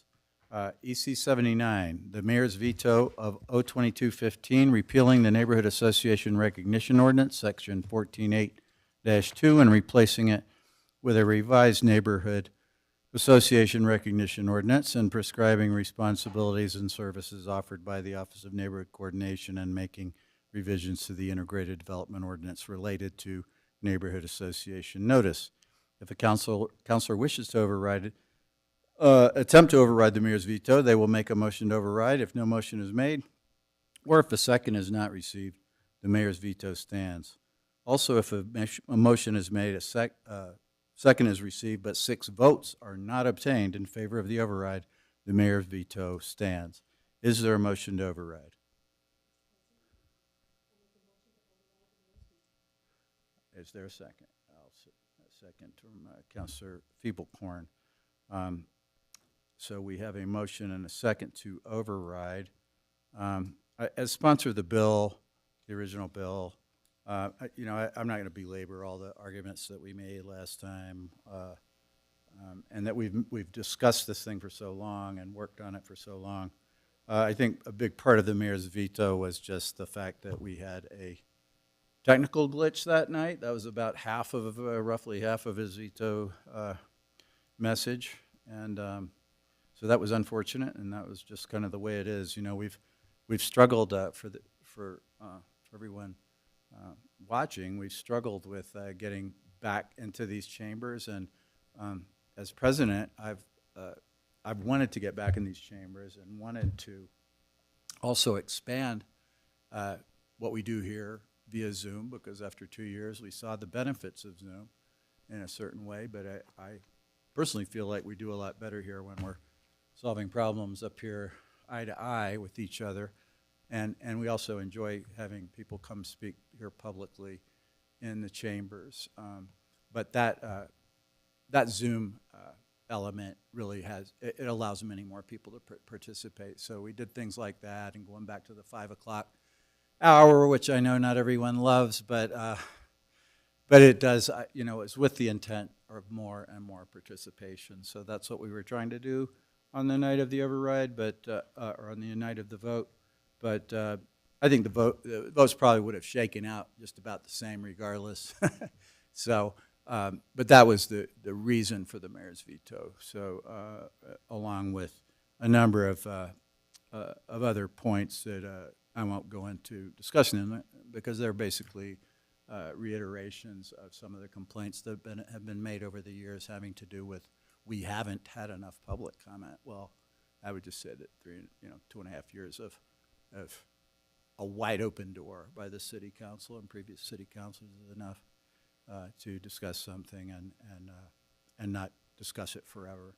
So I'll urge your support on the override, and we'll go to a Mr. vote. This President? will require 6 votes. We do have some people signed up. for Oh, yeah, public we comment. do still have public comments, speaking of which. So in the chambers, we'll go ahead with Mr. Moya. Thank you, Mr. President. First speaker will be Rhiannon Samuel, followed by Dan Regan on Zoom.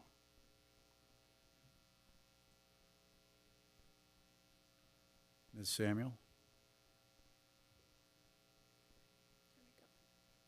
Thank you, Mr. President and members of the council. Rhiannon Samuel with NAOP, New Mexico.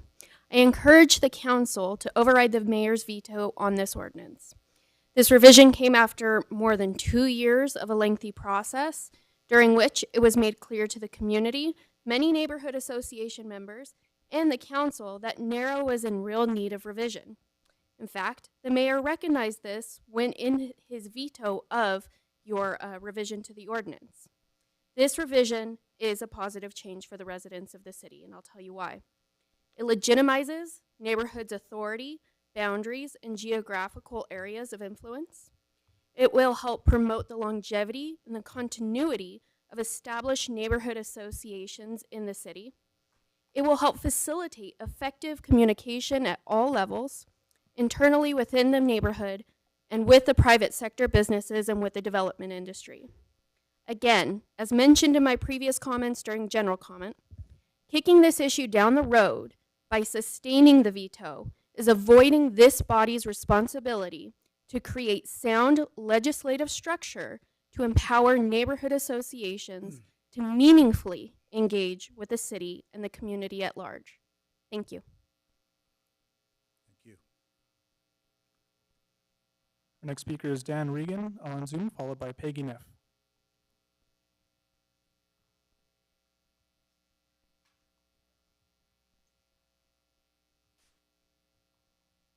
Council President, councilors, there were two anchors for the narrow and the need for revision. One was to comply with the new IDO, and the second one was $110,000 that the council spent on an effort to get community neighborhood involvement.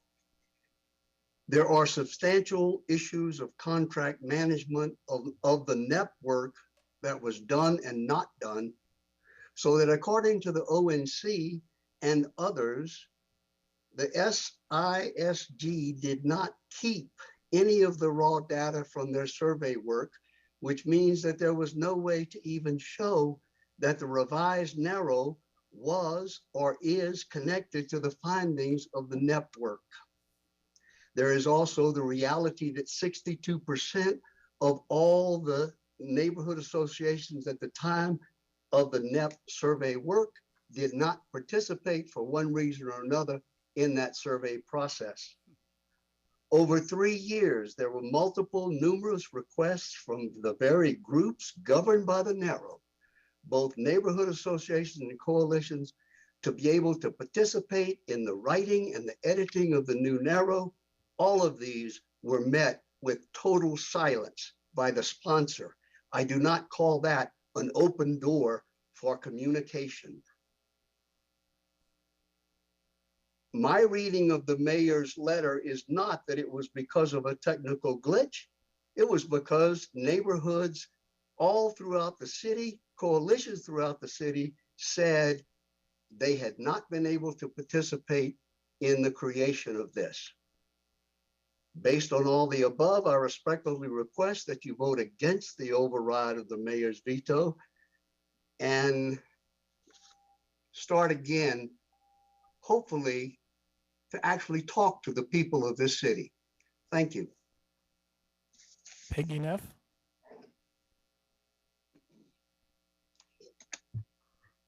Good evening again, councilors.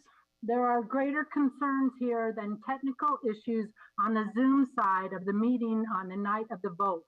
Vetoing this ordinance is not kicking it down the road. It is kicking out closed-door meetings and improper legislation.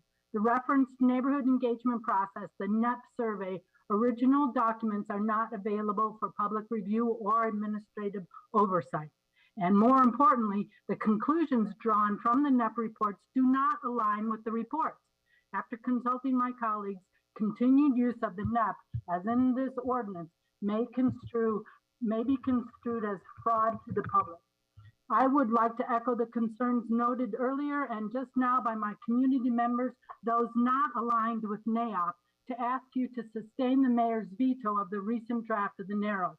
In the same regard, I ask again to know the specific places in the IDO where our current narrow is in conflict.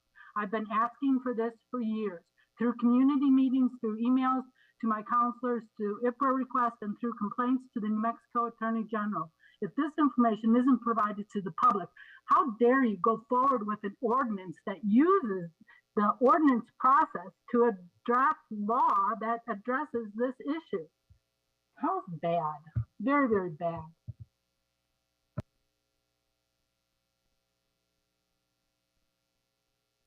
Mr. President, that'll conclude public comment on this item. All right, thank you. We're back on the veto override. Councilors, any statements or questions? Councilor Sanchez. Yes, thank you, Mr. President. after 2 years of COVID, and it seems like somewhere along the line that maybe the neighborhoods didn't have a fair shake on this. Maybe they didn't see or feel that they were able to actually express themselves the right way. This has been very, very hard for me. I'm hearing that we need to find middle ground, and I think it's important that we all try to find a way to work together. And I'm hearing what the neighborhood organizations are saying, as they're saying that we need to find something that works. They need to make sure that we hold the contractors accountable for the stuff for them to complete their work as they were obligated to comply with. And I think it's important that we actually speak to the neighborhoods as well. And I also think on the other side of things, that if we give the neighborhood more influence and a little bit more power, I'm going to really work to help out the neighborhoods as time goes forward. But I also think that me also being a business person, hoping that any businesses that are in the area, there's some sort of predictability that they know when they can start doing business. And I think it's important that we grow our community as well. So this has really been a tough one for me. I listened to all my constituents and I've listened to the business community, and I'm doing my very best here to do what's right. So as I sat here all night long dealing with this issue, because this is the one that's the most important to me out of everything, it really, really affected me. And I've made my decision, and I think that I am going to go ahead and support the override.